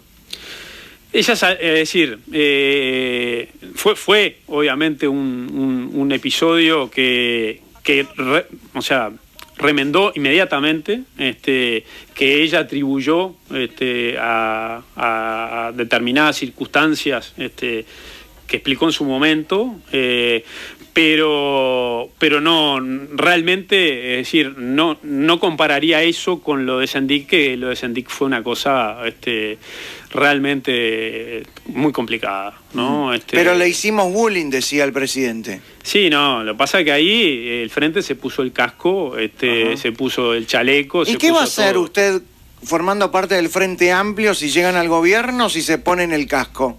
¿Se va? Y yo voy a seguir diciendo las cosas que pienso, como las he dicho durante toda esta tarde. No sé si cuando salga acá alguien me va a decir algo o no. Es decir, tiene doble problema. Usted me avisa. No, tranquilo. Sí. Tiene doble problema porque realmente yo creo que el progresismo uruguayo, si realmente quiere ir hacia adelante, si quiere tener un nuevo gobierno de la mano de Daniel Martínez, que vuelva a no solo gozar primero del respaldo popular en el balotaje, que esa es la primera prueba, sino después, porque ahí no empieza, o sea, ahí no termina nada, ahí empieza en todo caso algo, ¿no? Es decir, después de haber ganado. O sea, el próximo gobierno tiene que ser capaz de remendar los errores que se hicieron y sobre todo proyectar el Uruguay hacia un futuro con reformas estructurales que para mí son muy importantes, que tienen que ver con lo que hablábamos antes del cambio de generación de elencos políticos, que tiene que ver con cambio de época, ¿no? Es decir, hay una frase ahí de Enrique Iglesias que pasa repitiendo, que yo creo que es muy sabia, como lo es Enrique Iglesias, el contador, no el cantante. No, el contador, sí. que dice, esta no es una época de cambios, es un cambio de época, ¿no? Así como la industrialización, así como... Y es verdad, es así. Entonces, estamos parados arriba de la inseguridad y la incertidumbre de un cambio de época que en muchísimas cosas, en lo laboral, en tantas cosas que tienen que ver con la tecnología, con el mundo, con hasta en el Uruguay mismo, con los procesos electorales, que esta elección arrojó una cantidad de sorpresas. Sí. Y el sistema va a cambiar, porque notoriamente va a tener un parlamento distinto, hay actores distintos. ¿Le gusta más un parlamento así que un parlamento con mayoría parlamentaria, no? Es decir, no es un tema mayoría parlamentaria. No es que te corrija, Peti, pero es que en realidad mayoría parlamentaria siempre hay de alguna manera, de hecho, por los acuerdos. Pero sí me parece que es interesante... las visiones diferentes. Sí, me parece interesante la pluralidad de más partidos en el Parlamento, sí. De gente que viene muy desintoxicada de la política, tipo Vega, ¿no? Que yo creo que le va a aportar al Parlamento cosas interesantes dentro de su Estamos hablando eje. del PERI. Sí, del PERI, yo creo que es interesante. El Parlamento son 99 en una Cámara y 31 en otra, sí. Pero lo importante allí es que conviva el pluralismo, y el pluralismo son las distintas formas de ser uruguayos. ¿Ah? Tenemos distintas formas de ser uruguayos y representamos cosas diferentes, ¿no? Entonces está bueno que haya más gente representada en el Parlamento, porque a veces, yo creo que hay gente que no se sentía representada por un partido, por un sector, y el hecho de que haya más oferta, más, partidos, incluso algunos más temáticos, llamémosle, y menos generalistas, ¿no? Como es el caso del PERI, como es el caso de algún otro partido, va a enriquecer la vida parlamentaria. ¿El MPP le pasó factura a Martínez comandando ahora la campaña? No. Yo estoy ahí, no lo vivo así para nada. No, Orsi se lleva muy bien con el pelado, tiene una relación muy buena, se ve que viene de hace tiempo. Sí. Debe ser por el tema de que eran intendentes los dos y andás a ver, temas de empatía personal que se van generando. No lo veo para nada así. Lo veo a Martínez mandando la campaña. Sí veo una actitud muy, digamos, abierta de Mujica o del MPP, llamémosle, digo, sí. No es que hable yo con Mujica, digo, pero veo el MPP a través de sus representantes intentando ayudar en todo, es decir, una actitud muy constructiva en el marco de la campaña, lo cual no quiere decir para nada eso que sobrevuela, que dicen, bueno, la intervinieron, no, la verdad que no, yo no veo nada de eso. ¿Está de acuerdo con que haya auditorías a partir del 2 de marzo? Si gana Luis Lacalle Pou, dijo que sí, pero si llega a ganar el Frente Amplio, ¿le parecería correcto también? Sí. Sí, me parecería que sería una cosa natural. O sea, es como cuando en una empresa de repente, digo una empresa, en este caso no porque el país y gobernar un país sea como una empresa, porque no lo es, porque tiene gente adentro y porque tiene una cantidad de lógica que no tiene nada que ver, a ver desde un punto de vista empresarial el manejo de la política, pero sí es importante saber cómo están las cuentas públicas y cómo está el Estado, cómo agarrás el Estado, sí, para programar tus 5 años y generar el presupuesto quinquenal y saber realmente cómo te dejaron las cuentas. ¿Sí? Del 0 al 10, ¿qué grado de corrupción le adjudica a este gobierno del Frente Amplio? Yo pienso que seguramente debe haber... no es un número, es un concepto. Hay una eventual corrupción estructural, como pasa en las intendencias de todo el país, como pasa en el gobierno nacional. Por suerte, igual Uruguay sigue destacándose a nivel internacional. Eso no quiere decir que a mí me satisfaga del todo, sí, pero porque tampoco es aquello de decir, bueno, soy el mejor de la peor clase, ¿no? Es decir, no, yo quiero ser el mejor de la mejor clase, ¿tá? Pero seguimos destacándonos por no ser un país en donde está enquistada la corrupción desde un punto de vista jodido, pero hay episodios, sobre todo más bien vinculados a lo clientelar. Es decir, yo creo que el Uruguay sigue teniendo la dificultad de despegarse de prácticas clientelares que tanto en el gobierno nacional como en los gobiernos departamentales uno las ve, y que tienen que ver con, el acomodo, o tienen que ver con, de alguna manera, la sobredosis, ¿no?, de cuadros políticos en el Estado, ¿no? Y eso sí me parece un tema más grande, que debería tener que una nueva generación política poder masticarlo con humildad, asumiendo de que hoy es así, o sea que hay cosas que están mal y que hay que cambiarlas, y que hay que pagar el costo ese de cambiarlas, que es bien decirlas, como sí la estoy diciendo yo hoy, sí, pero para poder mejorarlas. Yo creo que si queremos también un cambio en el país a nivel de cabeza, cambiar un poco la cabeza y soltar un poco esas prácticas clientelares que gozan de muy buena salud todavía. Más allá de clientelismos y más allá de corrupción, como usted la pinta, así de amiguismo, de clientelismo, ¿cree que si se hacen auditorías va a saltar una caja de Pandora, va a saltar miércoles para todos lados? Sobre todo con ¿En el gobierno nacional? ¿En el gobierno nacional? No. Sobre todo con acuerdos con Venezuela, hay cosas muy, muy raras, ¿no?, con Venezuela. Yo creo que, yo creo que no, pero más allá de que creo que no, lo Venezuela yo lo circunscribo a un tema, quizás sea lírico, digo, pero sí. Realmente a una cosa mucho más... ¿Ideológica? Sí, ideológica y de esa cosa que tiene una parte de la izquierda, de las hermandades revolucionarias y todo la América Latina Unida. Todo ese rollo del cual nosotros venimos de otro palo de la izquierda, de una izquierda socialdemócrata, una izquierda republicana, de una izquierda que bueno, que tiene otro tipo de códigos, no de una izquierda más populista, de una izquierda más sí, populista es la palabra, me parece. ¿Cuál es el punto flaco de Daniel Martínez? El punto flaco de Daniel Martínez. Yo creo que, ¿sabes cuál es el punto flaco de Daniel Martínez? Se lo pregunto, pues no lo sé. Que es un buen tipo. Y a veces en política eso no paga. Ajá. Eso es lo que pienso, realmente.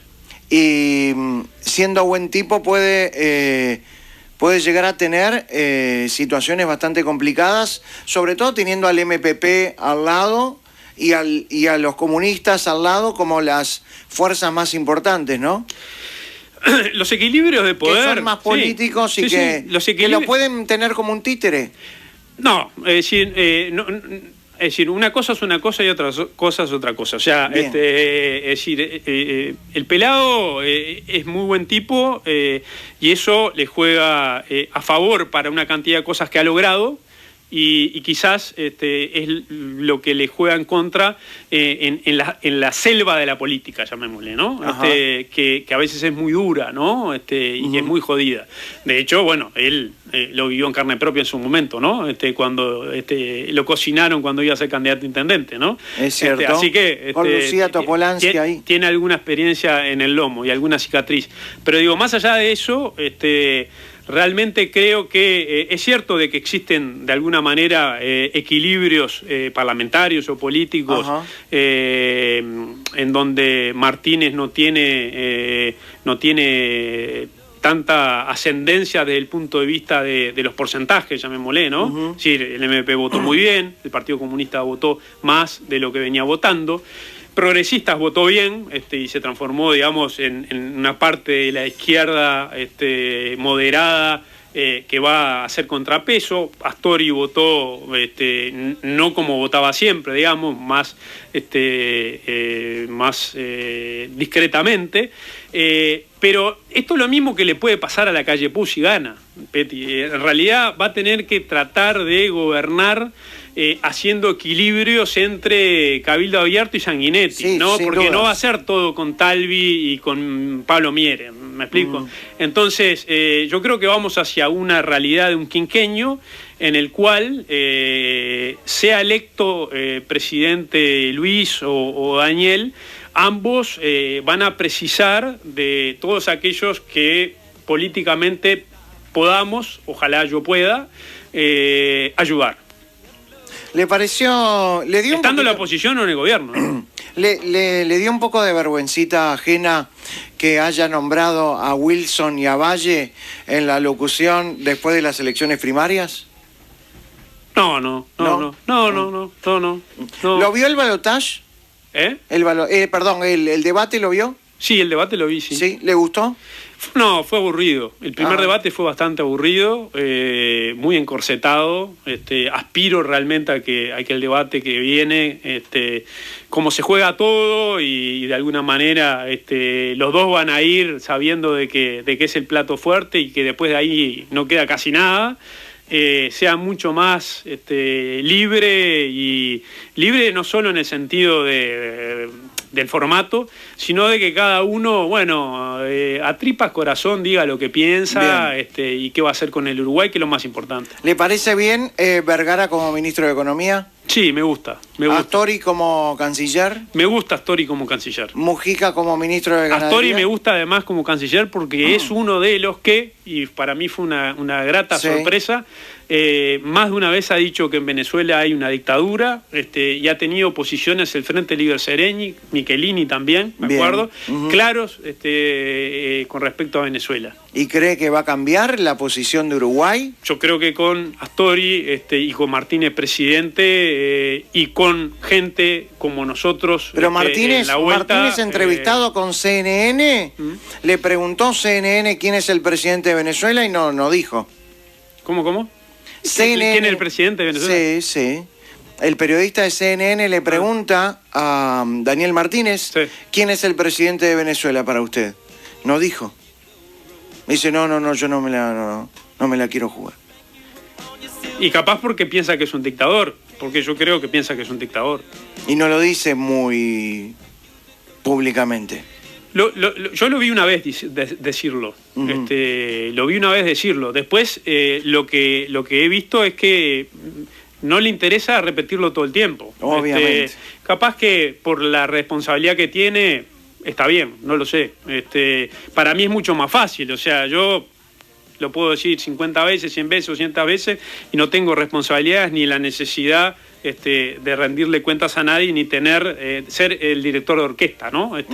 Bueno, él tiene otro papel. Lo mismo le pasa seguramente a la calle Pou cuando hay gente que dice barbaridades de la coalición que conformó, o cuando hay escandalosos situaciones en el interior del país, en alguna de sus intendencias de clientelismo, y bueno, tiene que manejarlo de otra manera. ¿Qué espera de nuestro país del 2020 al 2025? Yo espero que sea el gobierno que sea, podamos primero seguir avanzando. Es decir, yo no creo en la hipótesis de que el Uruguay hoy es un desastre y se cae a pedazos. Creo que le falta muchísimo. Sueño en un país mucho mejor para mis hijos, para mis nietos. No tengo hijos ni nietos.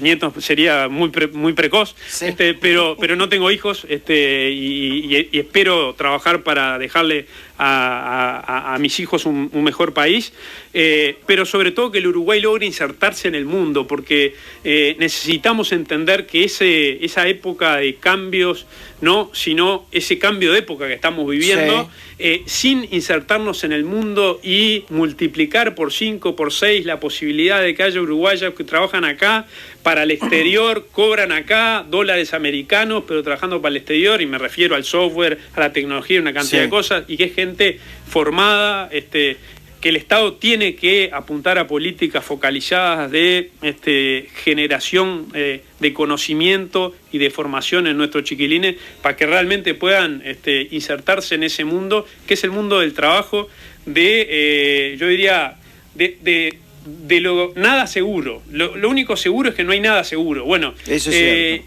Tenemos que darle las herramientas, el país le tiene que dar las herramientas a todos, que no sea solo, una incubadora para quienes pudimos tener alguna oportunidad de ir a un colegio privado, aprender inglés, etcétera. O sea, yo quiero ese país para todos, también para lo de Casaballe, ¿me explico? Así tiene que ser. En eso creo que tenemos que trabajar, gane quien gane.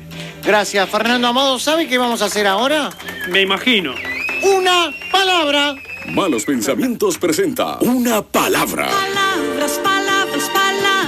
Una sección donde lo que importa es la palabra. La palabra de Dios. Porque las personas y las actitudes se resumen en una sola palabra. Una palabra.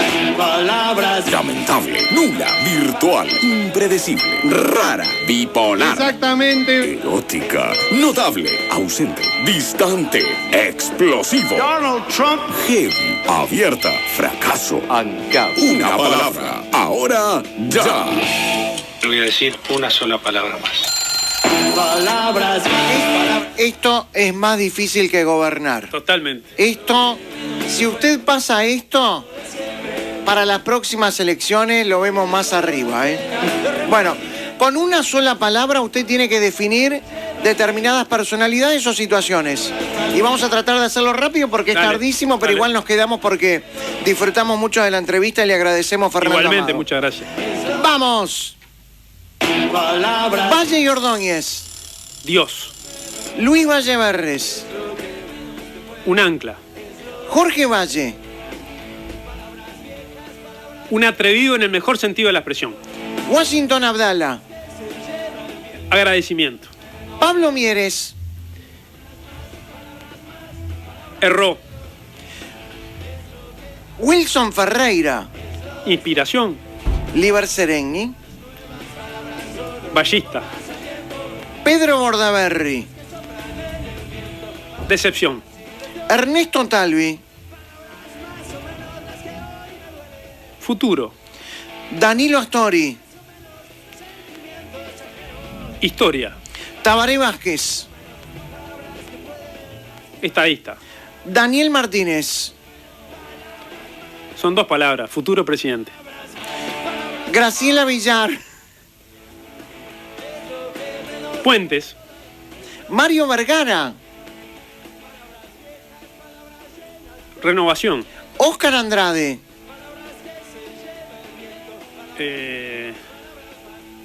Pragmatismo. Julio María Sanguinetti. Un maestro. La Calle Herrera. Estadista. Jorge Larrañaga. Un buen tipo. Luis Lacalle Pou.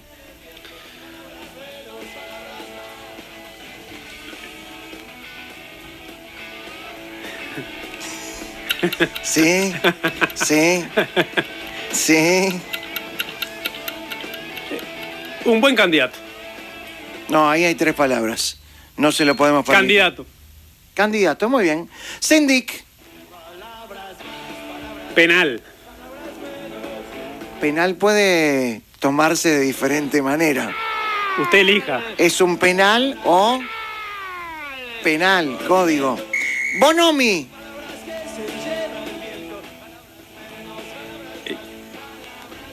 Pasado. Lucía Topolansky. Pasado. Mujica. Historia. El Mides. Importante. El Pizzinete. Importante. ANCAP. Empresa. Pluna. Desastre. Lula.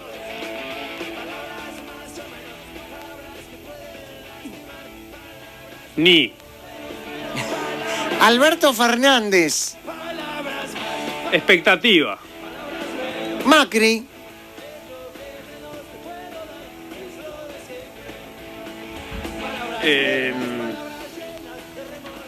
Garrón. Maduro.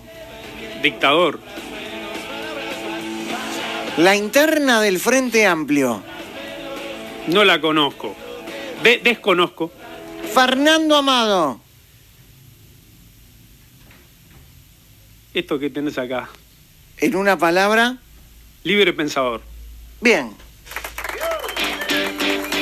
Muy bien, ¿eh? Gracias. Es divertido. Está bueno, está bueno. Hay que ser creativo. Y no se puede errar, ¿eh? Bien. Esta es peor, ¿eh? ¿O no? Sí, es peor, sí. Paso. Sí. Llega a malos pensamientos. Sí, no, paso. Solo una respuesta. Sí. Solo una palabra. ¡No! Solo una contestación. Paso. Ante cada pregunta. Sí. No. Paso. Son 180 preguntas. Vamos a descontar un poco. Dale. Sí, no, paso. Paso solo en 2 oportunidades. Fernando Amado responde. ¡Vamos! ¿Su padre fue un militar golpista? Sí. ¿Pedro Bordaberry sentía afinidad con usted por la historia en común de sus padres? No. ¿Terminó peleado con Pedro Bordaberry? Sí. ¿Realmente cree que puede convencer a colorados para que voten a Martínez? Sí. Para la dirigencia del Partido Colorado, ¿usted es un traidor?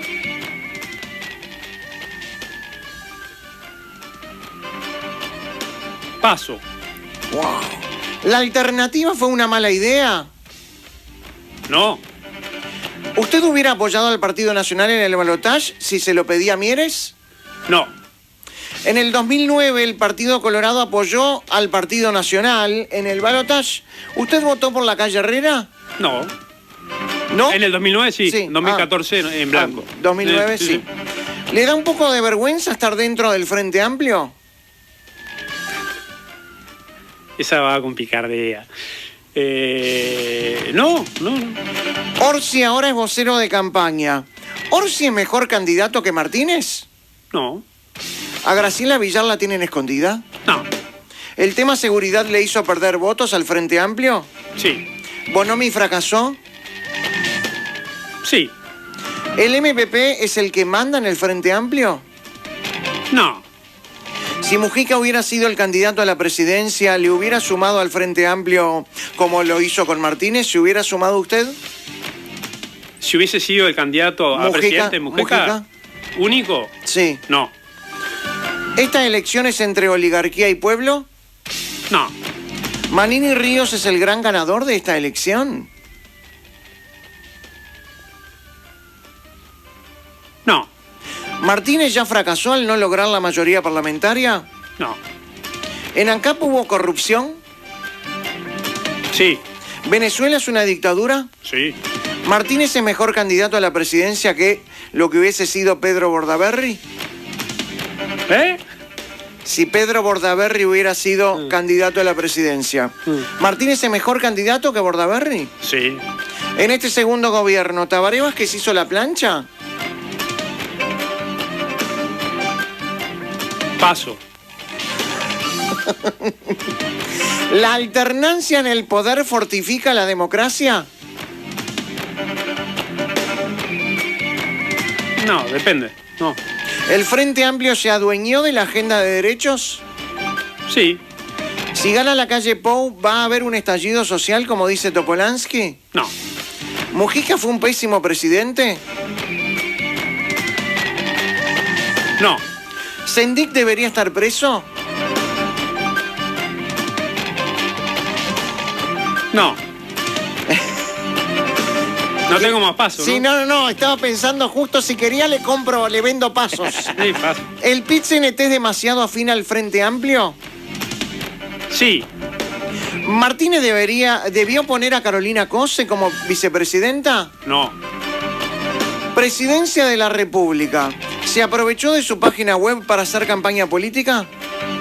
Sí. ¿Las llamadas campañas de bien público son publicidad a favor del Frente Amplio?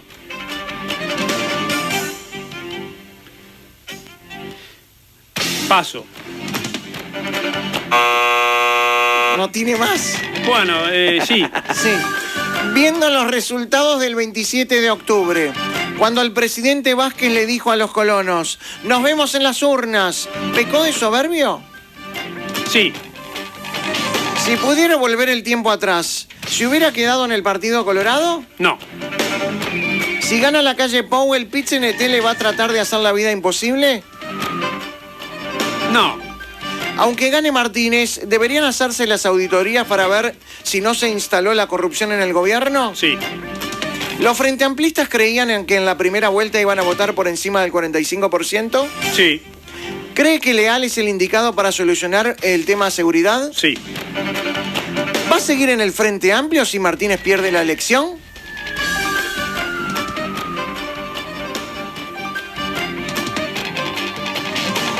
El acuerdo termina, o sea, es hasta ahí. Después hay que ver. Si Daniel Martínez pierde la elección, ¿va a seguir en el Frente Amplio? No tengo respuesta. ¿Quiere pasos? Sí, dame uno. Un paso le damos. Dale, paso. Gracias, Fernando Amado. No, un gracias placer. a vos. Fernando Amado, en Malos Pensamientos, nos vamos. Gracias a todos. Siento malos. Esto de repartir pasos es como repartir cargos. Un poco. Gracias, Amado. No, gracias a vos. Hasta mañana. Mire, arrégleme lo de la hora, por favor. Sí. Ya de acá se me va Torre Voto a Ejecutiva. voto. Por favor, Escuchame. se me va la Torre Ejecutiva, Sí. pide una reunión urgente con Tabaré Vázquez, me dijo, Petty dice que si usted adelanta la hora, vota al frente y se saca una selfie adentro del cuarto secreto votando. Y lo decís acá al aire Y lo también. digo al aire antes y después. Está. Todo. Pensamientos en mi La gestión la vamos a hacer, ¿eh? Haga la gestión, por favor.